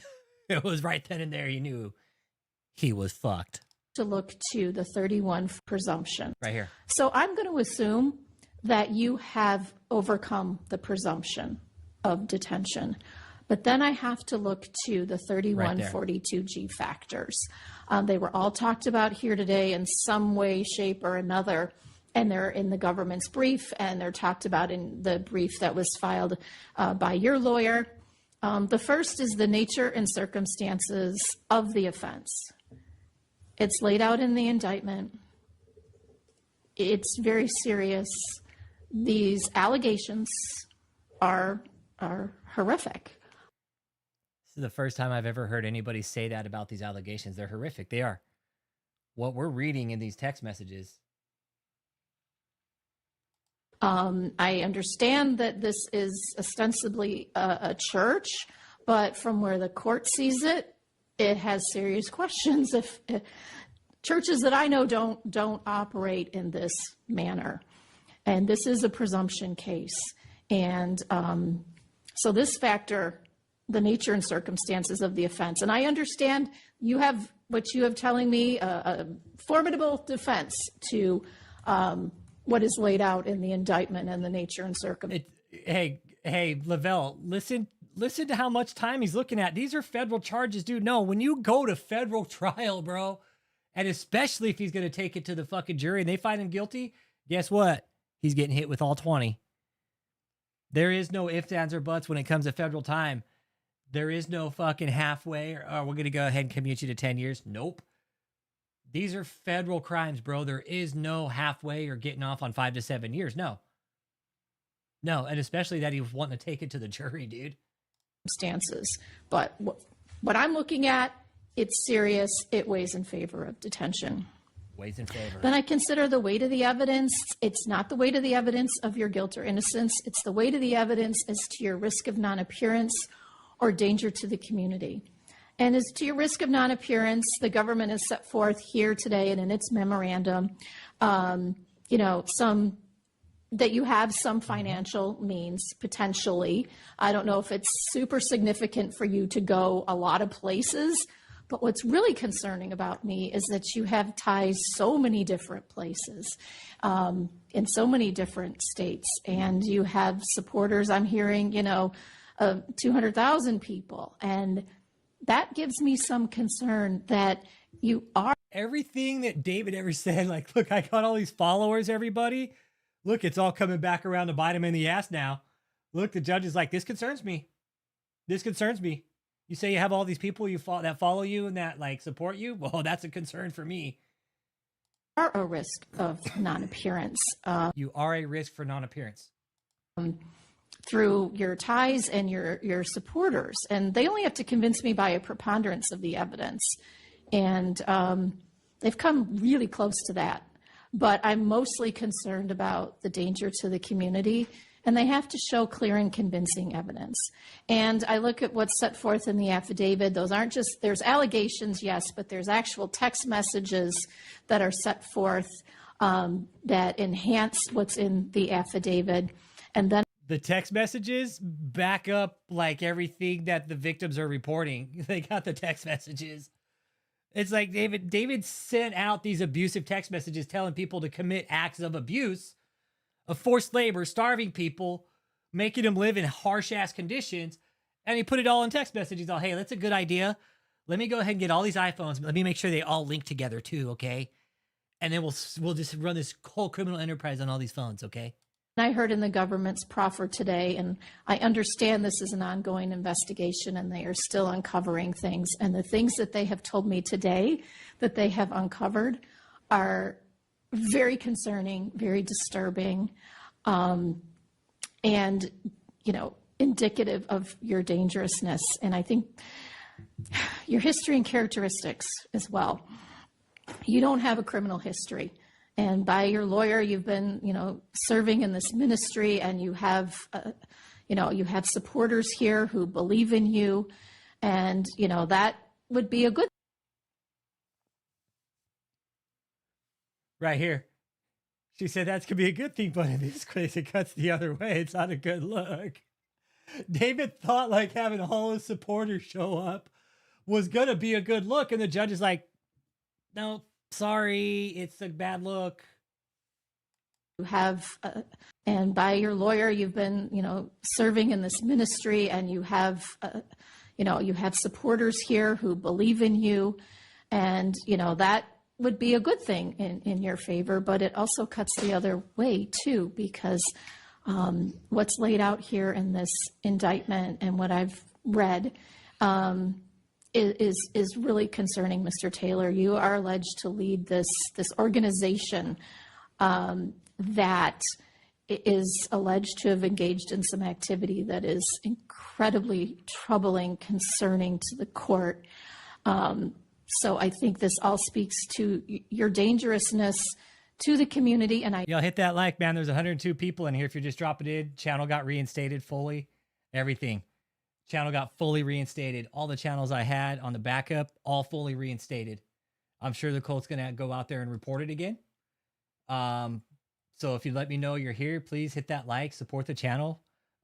We've gone through hell to keep the channel this long.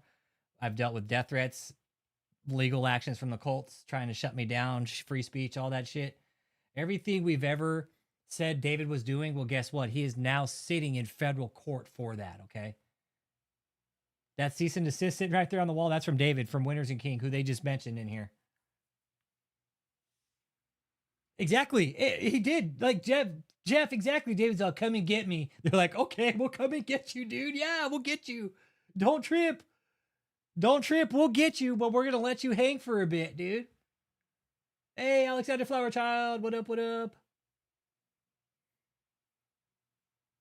I know your supporters completely disagree, but you don't have all just supporters. There are people who, you know, you're going to have your witnesses at trial that say none of this happened. They're going to have their people that tell a very different story. And that's not unusual in situations like this.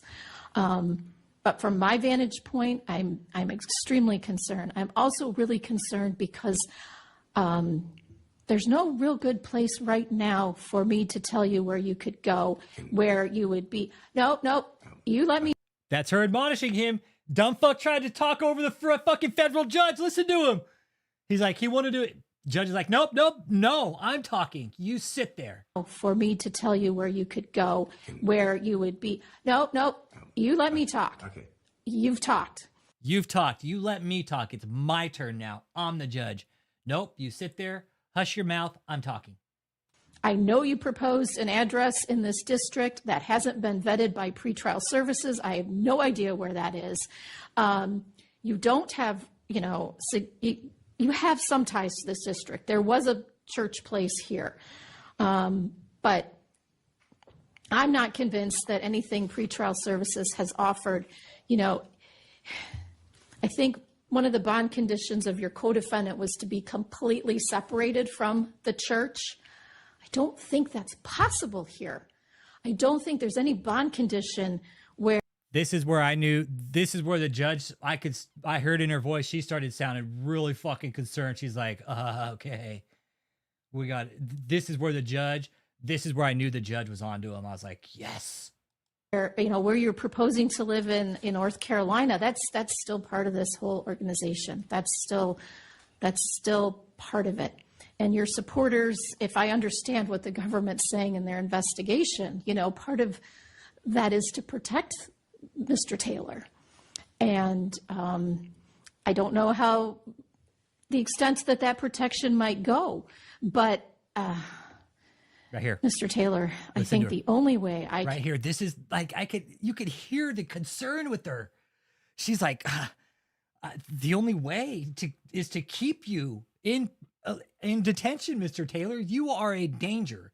And that is the point of our justice system, is to keep people like him who are clearly a danger to the community off the streets, man. But how to protect Mr. Taylor. And I don't know how the extent that protection might go. But Mr. Taylor, I think the only way I can keep the community safe and, to separate you from this organization, that's the only bond condition I could think, that would, I could possibly consider. I don't know how to do it at this point. And bond requires trust. And, you say there's some discrepancies in the pretrial services report. But for me, I could see that you weren't completely forthcoming with the pretrial services officer. And I have a problem with that. Lying to the pretrial, you might as well lie to the fucking judge, because he's going to take that information straight to the judge and be like, Your Honor, this is what he said. The pretrial officer, he reports to the judge. Like, dude, he might as well have lied to the judge. He said, I got a problem with that. He might as well have walked in and lied right to the judge's face. It will, Jeff. I think that's a concern. Yeah. I think that's a concern. Yeah. Coming with the pretrial report. But for me, I could see that you weren't completely forthcoming with the pretrial services officer. And I have a problem with that. That's your opportunity and it doesn't appear that you were fully transparent. These allegations, what the government said in its proffer, I understand that the co-defendant, that individual did get bond, but I think these supporters heard, earlier in the case before this, I look at the cases individually, and your particular role, these particular allegations, what the government has said in its proffer, I do not believe, and I understand that we've got 2 pretrial services report that recommended bond with conditions, but from my vantage point, I do not believe that any of those conditions are sufficient to really assure your appearance and assure the safety of the community. And I know this ruling will come as a great disappointment to all of you who are sitting there, who are supportive of this, but that's my decision. And I'm going to enter an order that keeps you in custody pending the resolution of your case. You do have a right to appeal. I fully expect that you will. No matter what my decision was today, somebody was going to appeal. And to that end, I have been informed that Judge Berg has Tuesday, October 21st at 9 o'clock available should there be an appeal that needs to be heard. We'll take that date. Well, you'll have to take it up with them. But, your lawyer did a good job on your behalf.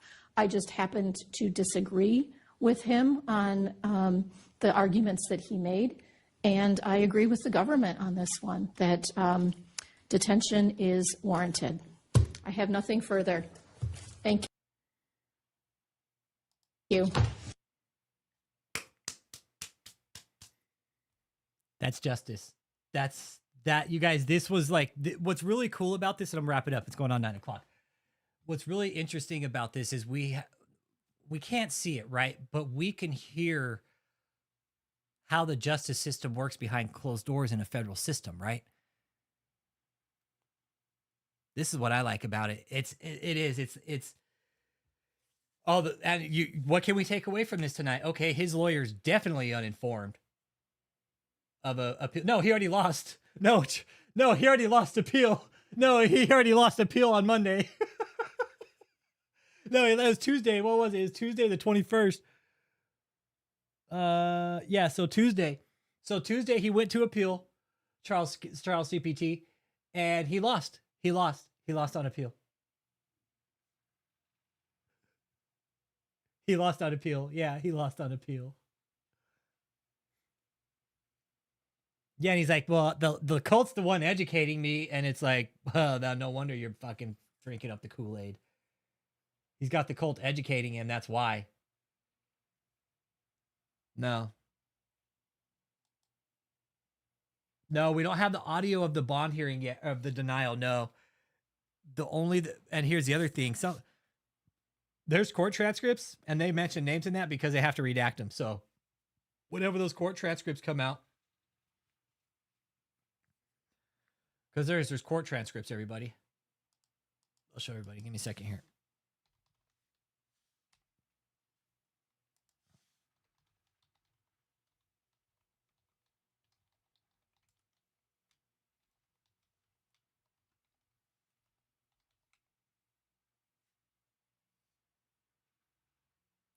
Hang on here.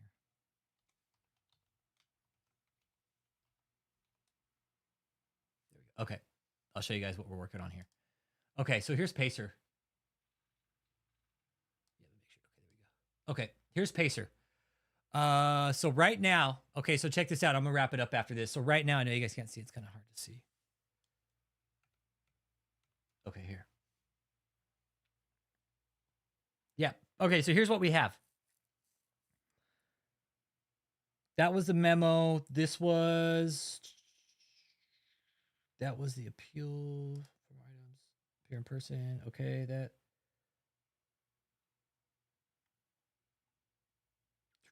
All right. So here's the appeal proceedings, appeal detention. Okay, so here was the appeal right here. But this is a 58-page like order. I'm gonna wait to download it. Okay. It's a 58-page like court document, and they're 15 cents a piece. So I'm gonna wait to download it a little bit. Till I get paid again. And then They have until they have to redact the transcript. So yeah, it could be victims' names. It could be witness names. Lavelle, you want to know what I think? Because they're going to lead her. She's going to lead them to breadcrumbs, bro. She's going to lead them to more money. She's going to lead them to more money, bro.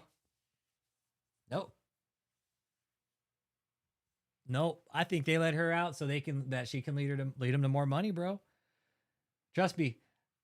I guarantee that's one thing they're counting on is Michelle leads them to more money. This is where we're at right now, though. So we're waiting on transcripts right here. This was the last order right here. So they got a transcribe and redact request of this transcript. So they went on, the judge kicked everybody out at one point after the initial hearing. After that hearing, and said, okay, this is what's going on. And they probably, the lawyers and the judge. No, thanks for sticking with it, Sketch 2812. Thanks for all y'all being here, man. This had to be done this way. It's the only way. It's the only way this could be done, man. It had to be a drawn-out process. This is the only way it would have been finished. We had to do it this way. Had to follow it all the way through, because what they were doing was laundering money on a federal level. They were using their church to launder the money, man. And that's what's going to be the problem. It's not a church. It's a criminal organization. And if y'all remember this one.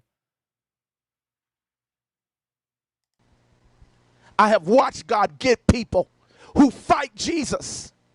How you going to sit up? Well, why don't we find peace and love? But it's your choice. All I'm saying to you, I'm just trying to keep you from being doomed, because the Son of God has appeared to me. I already know what he's going to do to you.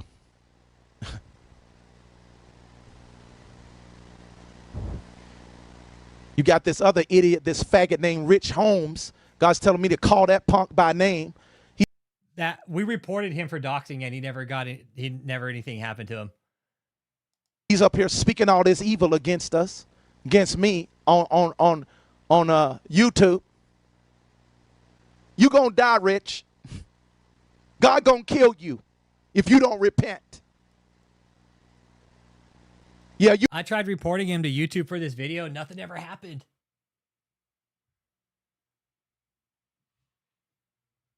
Wait till they come out, Jeff. I'll get him. I'll get him, bro. No, don't even sweat it, Jeff. I'll get him. Nah. Yeah, y'all remember this one, right? It's like his legs. He's been in Shutaway. You'll be in a car accident somewhere. You just die. You listen. God will take your life in one day. You better repent. Remember, you're a chariot wheel. His bug eyes. Under the Red Sea to me.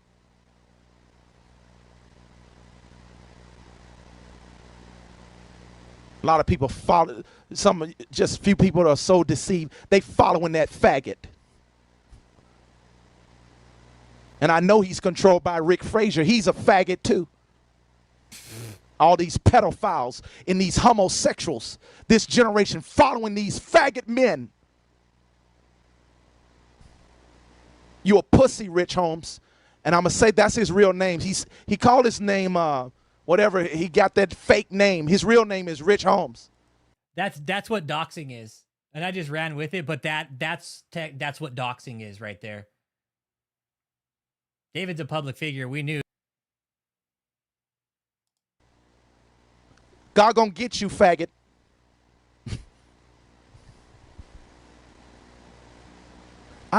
I know Christians, they not used to me. I'm a general. I'm not no, you supposed to be a pastor. You supposed to be sweet. No, I'm a general. I'm a man of war. And in closing, you guys just think about this right now. I need to get off now. I got to work in the morning. You know what? I don't know if he can have visitors or not. I wouldn't recommend visiting him. I'm going to write him a letter. Plain and simple. And I'm not going to be mean to him or anything. I'm just going to write him a real nice letter. Really am. I'm going to tell him what we did, how we did it, who I was talking to. I'm going to tell him everything. I'll be like, this is who I was talking to. While he can sit there and brew about it. we have the keys to David's kingdom, okay? Yeah, you guys want to know something? Okay, some of these sources were telling me, man, like that have come out of the cult recently. They're like, man, we've seen David brew over you a few times. they're like, David, he's black, but I seen that guy's skin turn red out over you, man. He's like, for sure, man. Like, I seen his skin turn red over you guys a few times. I was like, does he watch the channel? He's like, oh yeah, he watches you. He watched you. Yeah. Now, some of these survivors that told me, like, I've seen David get super pissed at you, dude. I'm like, well, he could have just called and talked to us, man. He could have just called and talked to us, yeah. Nah, and it was, yeah, it's. I'm not going to tell our tactics on what we did, but yeah, we had planted a seed and it worked. We planted a seed and it worked. It did. It really messed with David, the seed that we planted inside his head, and it really dug at him. It really dug at him in a really big way, and it caused him to really, like, not be a nice person. But y'all have a good night, man. So in closing, the channel's back for now. I hope it stays up. I do think we should be a little bit more careful. That's just me. But I very much would like to continue on with how we're exposing these people, because other people have come forward and say, hey, we need help. Like, we want you guys to help us. So, Catherine Crick is still going to be on the chopping block. Hit that like and subscribe on the way in or out. The number at the bottom, that 314 number right here coming out of the corner, right here. Bam. Look right here where the pointer is. See? Right at the bottom. If you want to come out and speak on the channel and you're ready to talk about what happened, you don't need to tell who you are. We'll just listen. If you're curious how we do it, go look at the Clifton Ware interviews. That's how we did it. Just, you guys can come on and talk. We'll let you give you the channel, man. I'll open it up anytime, any day, anytime you guys want, man. We've always been here to listen. That's it. We want to hear what happened. We're trying to document and put a psych profile on this guy. We've done a really good job of it, man. We really have. We've built a pretty good psych profile on this guy. Catherine Crick, too. We know hers. Same with Michelle. We know her profile. This is a criminal organization, as the prosecutor was saying. As we heard the judge say tonight, you are a danger, Mr. Taylor. And it was really good to hear the judge say that, you guys. It was refreshing. It was to hear the judge say, Mr. Taylor, you are a danger to the community. And the only way I think I can keep you out of harm, like from harming people, is detention. So until then, I am writing up an order to keep you in detention until the outcome of your case. With that being said, y'all have a good evening. It's good to see everybody, man. It really is. Thank you guys for sticking with it. It's kind of floating today, man, after I got the email from YouTube. Yeah, it was something I never would have figured happened in a million fucking years, you guys. For real. Like, YouTube's kind of strict about that shit, man. Never in a million years would I thought I would have got the emails. It should be a RICO case. It very well could be. There's going to be more players, and they could kick it up to RICO and be like, okay, this is RICO. Now we have a criminal organization. We got 5-6 more people we got to bring in on this that were all complicit actors. So we very well could be looking at RICO eventually, guys. So, again, man, y'all, thanks for sticking with it. Thanks for the support. Thanks for being a fucking badass community to each other, man. And thanks for keeping it lighthearted and serious when we need to. So thank you guys, man. Fuck, it's a big day, dude. It really is. Like, this is kind of a big one. That was a big one today. Nope, it's not a church. Exactly right. It is not a church.